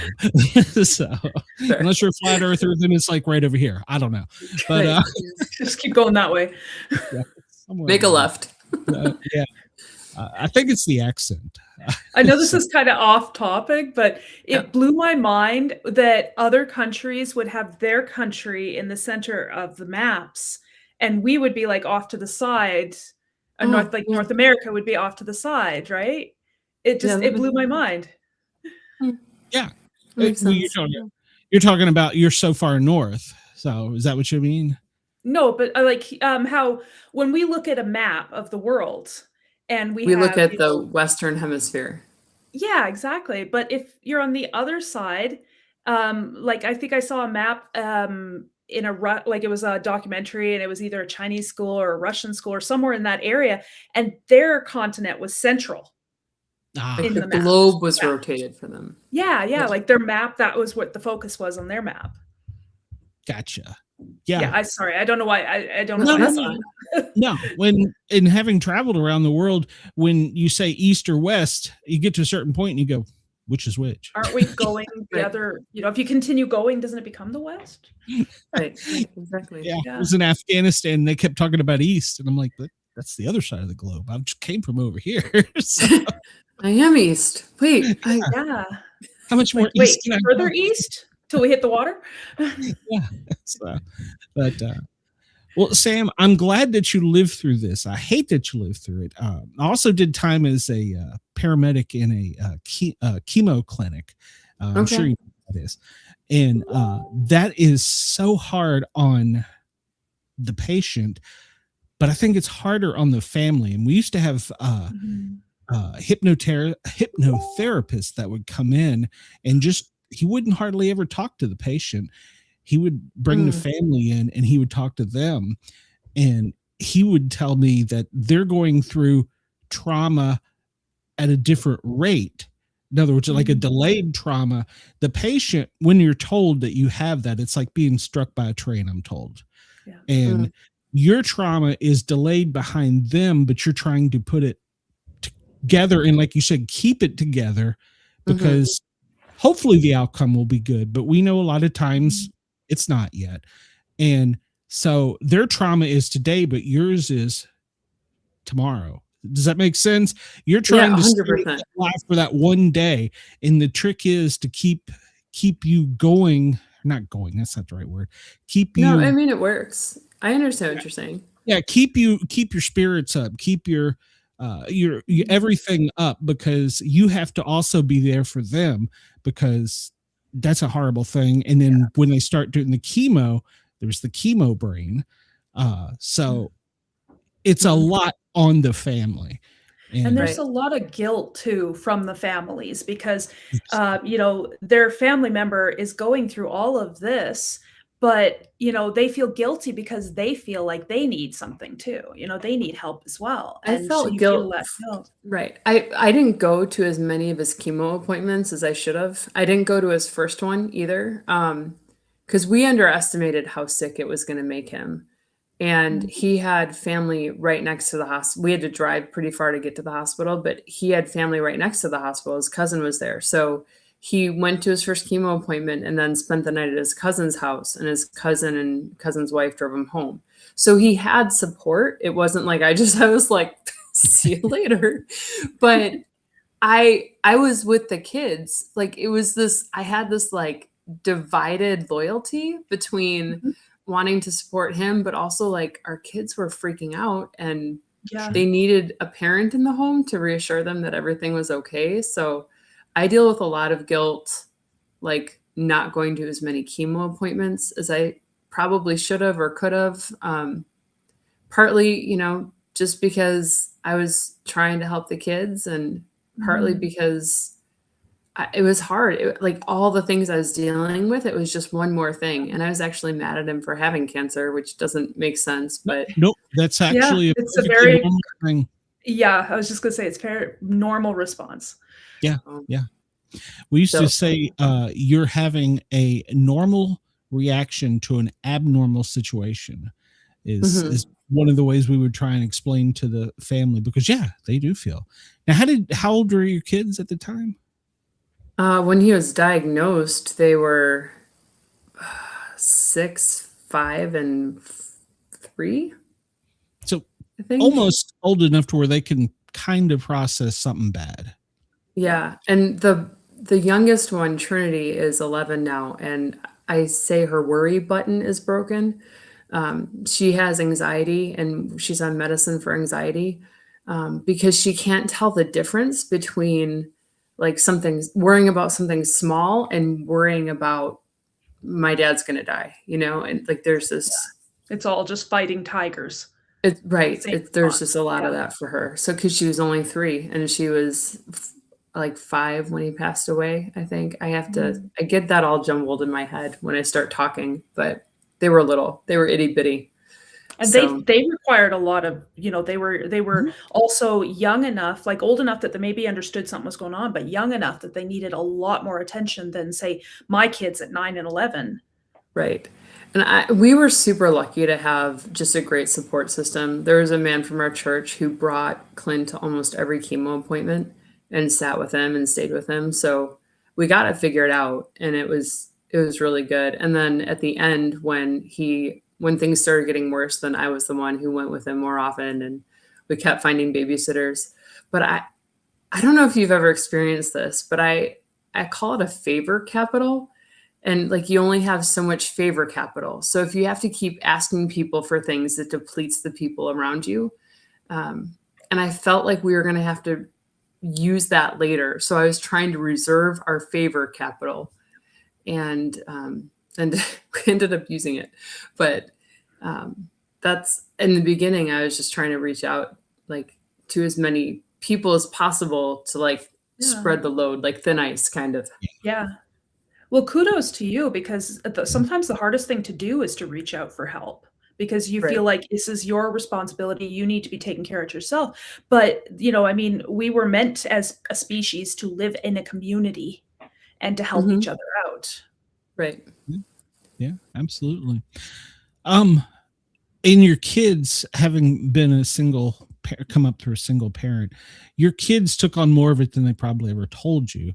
But I sense that you're a well-adjusted, rounded person just from our interaction, that they'll be fine. But we do absorb more than a lot of people ever give us credit for. So, and like I said, when you call for help as a kid and they go, "Nah, you're all right." So that book just came out. Yeah. Now, let's skip. Well, go ahead. No, go ahead. And where can we get the book, by the way? Amazon. I mean, it's on barnesandnoble.com and walmart.com as well, but I'm in the Amazon bestseller list right now. Yeah, like the ebook is on the bestseller list for all 3 categories. It's like number 6, 20 something, and number 50 something. So go to Amazon. Keep my numbers up on Amazon. Absolutely. So, yes. Go buy our book. So let's shift. Wait a minute, hold on, Jen. Did you have any more questions, Sham? I'm sorry. I was going to switch her to ask about paranormal. No, stuff. that's okay. I think I asked all my stuff. So okay. Oh, no, wow. Time went so fast. What? I know, right? I always say we've got like 56 minutes by the FM radio commercials and stuff, and I'm like, it sounds like so long, but some guests you're just drawn in so much, it goes so quick. So. No, that's your job. You're supposed to talk to us. Right. It's a sport. Yeah. So tell us some, have you ever had any paranormal experiences? I have not, like myself, like I have senses of things. There have been times where I'm about to like hit publish or like do something really important. I was trying to publish a book, like hit the button, and the internet went out in our whole like division, our whole housing community. And I was like, that's okay, maybe it's all a right. sign. All right, we'll take that. Just work through it. The first experience I ever had with that was when I was younger, like in high school. My mom told me a story about how she had like these like 7 men. Like she woke up in the middle of the night and there were men in black robes standing around her bed, and she couldn't, like her mom was like, praise Jesus, just like all that, she's like, if you ever get in trouble, you just say Jesus' name. And so all my mom could think was like, say Jesus' name. And her tongue was like stuck, like she couldn't speak. And so she finally just like Jesus. And the men disappeared and she dropped to the bed. Oh, wow. So she told me that story and I believed her. And I think my youngest sister inherited some of that like awareness. There was one December where I was driving home from college and I spun off the road and ended up in a ditch. And it was crazy, but I drove like over the snow, over cattails, and just got back on the road and kept driving. It was nuts. But then I got home and my younger sister's car, like the hood was teepeed, and the two of them had been in a collision on the same day. So when I walked in, I wasn't going to tell my family about my accident because it was minor. I was fine. The car was fine. Like nothing, there was nothing. So I was just going to kind of keep that to myself. And my youngest sister walked into the room and she said, Samantha, did you spin in the snow with your headlights on? I was like, what? She's like, I had a vision of you spinning in the car in the snow with your headlights on. And then I had to fess up to my family. Wow. So, yeah. Does that creep you out? No, because I believe in the spiritual stuff. Like people tell me that. And so it doesn't freak me out.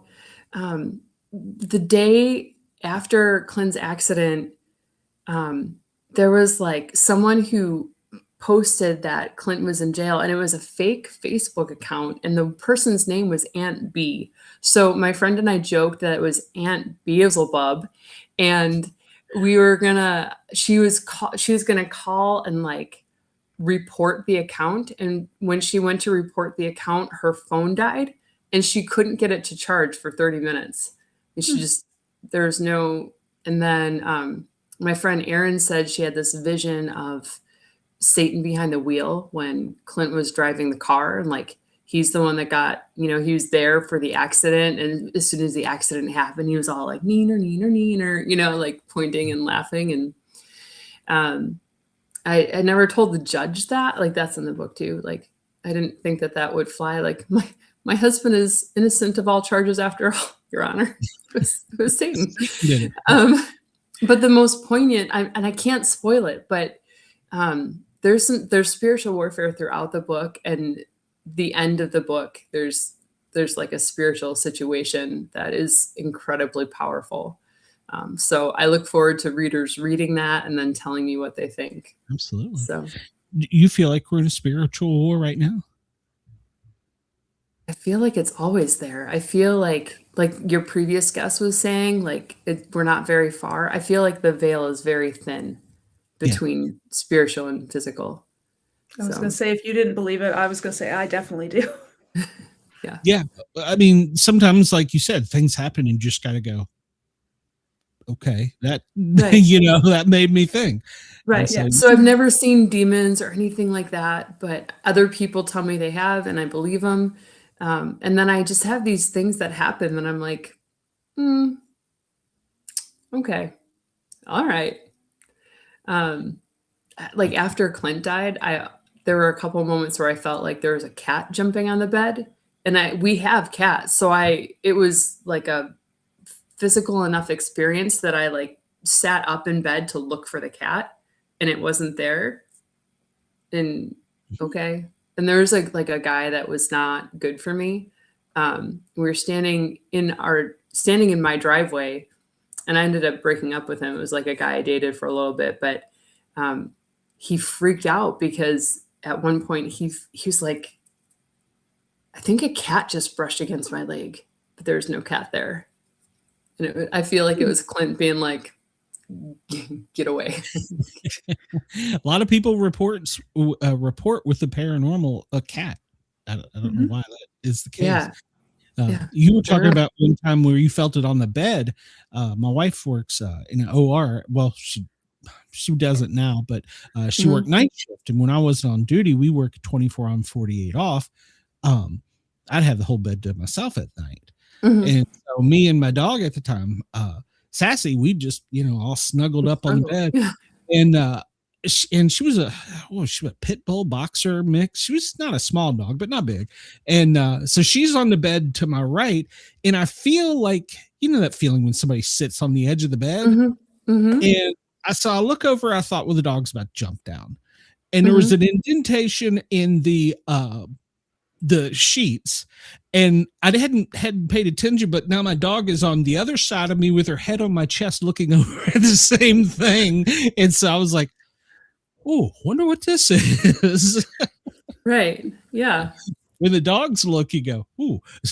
Is that what made you want to ask people questions about paranormal? What kind of got you started with that? Well, mine was Bigfoot, because as a teenager, we had an experience in the woods with a big hairy creature. So that's what got me on that.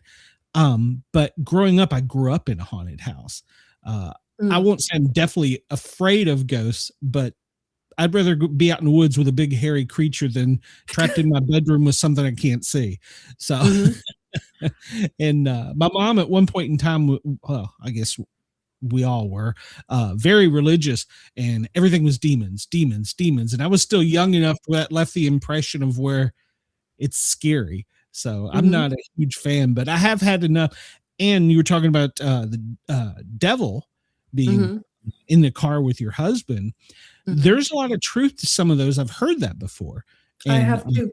As a brand new paramedic, my first person to have a heart attack and die in front of me, he lived. I did my job as a paramedic. Beforehand, his color came back. He stopped sweating. He looked great. I was like, what the hell's going on? And he started reaching out to like hug me. And I'm like, oh, this is kind of creepy. And I'm a new paramedic. And, so I'm like, oh, I'm good, trying to, and he's like, no, not you, him. And I'm like, there's nobody else back here. He goes, no, it's Jesus. And I swear, the first thought in my mind was, man, I hope one of us is a paramedic. No, I've had patients that they're not long for the world. And I had at one point there was a patient, and he was very out of it, and he was laying on my x-ray table, and he starts reaching up to grab something above him. And I'm, I can't, there's nothing there. And I'm sitting in there thinking, he's seeing something. There is absolutely something there. And sure enough, within 24 hours, he was gone. Yeah, we used to back the ambulance. No, do not go to the light. Do not go to the light. Do not. Go to Yes. Nobody dies in the back of my ambulance. But I think the veil is even thinner when you get close to the end. And I don't know if there's an up and down, a good and bad. I mean, I've had guests on here tell me all kinds of things. We're only going to know when we pass away. Right. We're either going to all of a sudden be like, this is what I thought, or we're just not going to exist. Well, I'm really looking forward to you reading the book so you can tell me what you think about all this, like the spiritual stuff I have in there. Because there's, it's not preachy, but I touch on the spiritual. I don't like shy away from it. I'm just like, here it is. This is what happened, or this is what people said happened. So, well, it's important too to let people know about those type of things, because I don't know. Like you said, preachy. I'm not one that would like go to church or whatever and all that. As a kid, I was, but I still have a belief. And so I think it's good to talk to people and get stuff out there. Just because you go to a building or don't go to a building doesn't make you a good or bad person. Correct. So Amazon is this way. And where I want people to go. Walmart, yeah. Next project? Next project is The Lakeshore's Secret. It's the romantic suspense, and that comes out March 31st, actually. Oh, wow. So, okay. I was writing other books in between The Prodigal Son, because The Prodigal Son took 7 years. I'd write 2 paragraphs and stop writing for 2 weeks. It was, because it was hard content. So in the meantime, it's like writing all these other things. You have to shift your brain. Yeah. Exactly. And it was like writing about murder felt like a break, You didn't drown your boyfriend in a lake by any chance on a sailboat? I mean, I should write about him. That would be funny. I'd have to remember his name first. Give him a name. His name's Bob. Fred, But- Tom, whatever. Whatever. Yeah. But yeah, so that one comes out March 31st, and I'm excited about that. My website is loveunedited.com. And so all this stuff is there. I feel like that's really easy to say and spell, loveunedited.com. So, And for anybody listening, it'll be in the show notes probably tomorrow at this point, but perfect. it'll be in the show I'll give you notes. my link tree too, so that that's just everything. Amazon and Ingram's, well, not Ingram Spark. That's the wrong Yeah, one. just shoot it in the email. I'll get Yeah. it in there. Ingram Spark is where we publish books. Instagram is where we talk about them. Yes. You can And, tell where my brain is. if you had one last question, and I've asked Jen this too, if you had to write another genre besides what you've already written, what would you like to dip your toe in? I mean, I feel like the romantic suspense is what I am dipping my toe into right now. I have this idea for a young adult fantasy fiction series that I've dabbled with. I wrote a couple of the stories for NaNoWriMo. So one day I would like to finish that. But yeah, that's not going to happen soon. There's too many other things. So Got to pay the bills. Got to balance everything. Right. Well, when the next book comes out, I don't know if Mickey will be able to hook us up. Let me know. I'd like to have you back. Okay. Thank you. And we might be able to keep it a little lighter this time. But yeah, I'm sorry. no, I didn't. No, I don't want you to feel that way. No, but I know that it pulls on you. It's a trauma. I get it. It's a trauma. Yeah. And when you talk about it, there's a feeling. So yeah. Yeah. And it's hard for other people. Yeah. I don't know. Yeah. It'll be fun to talk about murder then. Just don't tell my wife. So I don't give her any secrets. No, don't give her any ideas. Sure. Yeah. There is a reason she watches all these shows on TV though. Who was it that said they write so they don't do? I don't know. I think it was Stephen King. That scares me a little bit. But honestly, the invitation to come back is a compliment, because you wouldn't have invited me back if you're like, no, that wasn't great. No, it went too fast. Thank you. And, it did. Yes. And it was a joy talking to you, even if it was such a subject. But like I said, I feel it's important, because just because you don't go to a building don't mean you're not a good person. So right. And a lot of people are dealing with this. And that's why I wanted to bring the story to people rather than making them search for it. Right. Like, here's my story of hope and redemption. And you can have it with a click of a button. And too many people are that judgy person that you talked about, and make a person that maybe just is down on their luck or fell off the wagon or whatever you want to say, make them feel worse about it. So if you one person, it's well worth it. So absolutely. So, but thank you so much. Thank you for having me. This has been amazing. I'm going to go to bed now. Yeah, bed. I think you're on the same Mountain Standard Time zone as me, then, eh? No, you're not. No, I'm Eastern. It's 11 o'clock here, and my husband gets up at 5 a.m. for work, so I'm lucky if I sleep through his alarm. So my grandpa used to say, we can always sleep when we're dead. Oh, yes. Can. I am high functioning, so I don't need a ton of sleep, but. I don't get enough sleep, but that's like, Mickey, what are you doing to me? 10 o'clock at night? What? Yeah, that happens. You could have got 9. So, I think some people just don't sleep at all, and my husband doesn't sleep at all, and I don't know how he does it.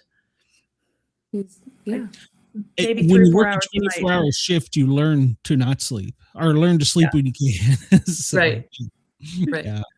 Well, thank you for being up so late. We appreciate it.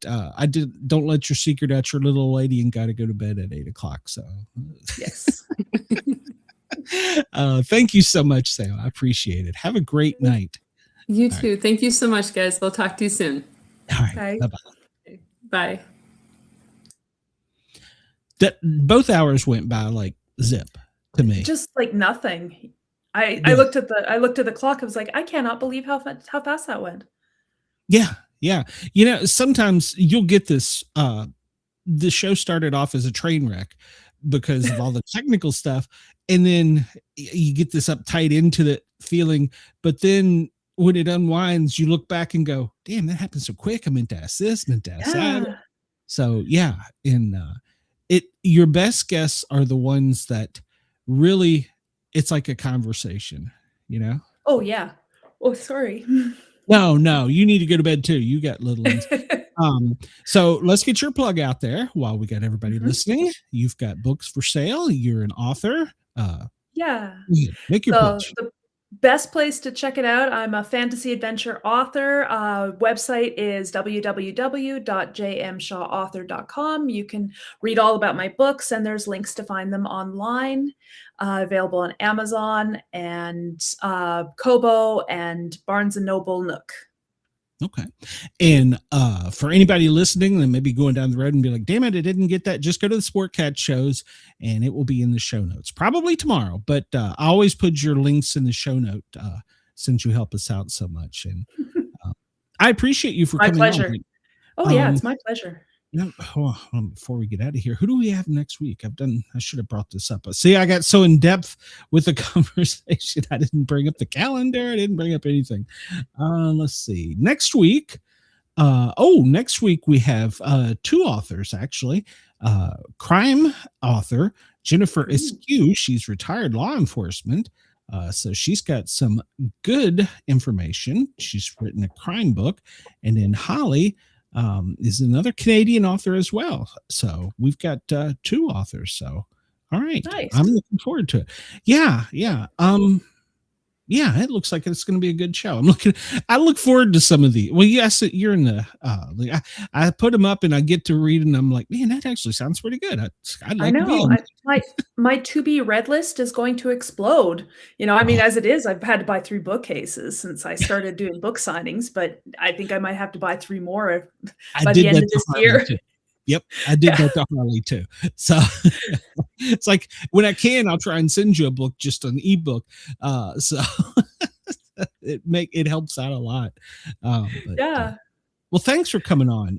Let me know if and by the way, you don't need a special invitation or be a part of a club. Just tell me you want to come on and you're fine. Okay. So, Harley wasn't feeling well tonight, and her kids were. And I think she was sick before her kids were sick before Christmas. So it's the time of year. Yeah, it's running wild. Like I said, it's already been through our house, and with Beth still working in the medical field. Jeez. So we all got the stomach flu right before Christmas. So we got that out of the way. And now we're heading into cold and flu season. So man. In Georgia, I don't know if up there they put out like maps that show like different colors and how bad it is by the color red. And ours is so red, it's like deep maroon in Georgia. So it's like stay inside, hermetically seal your windows. Exactly. Do your NR95 masks. Yeah.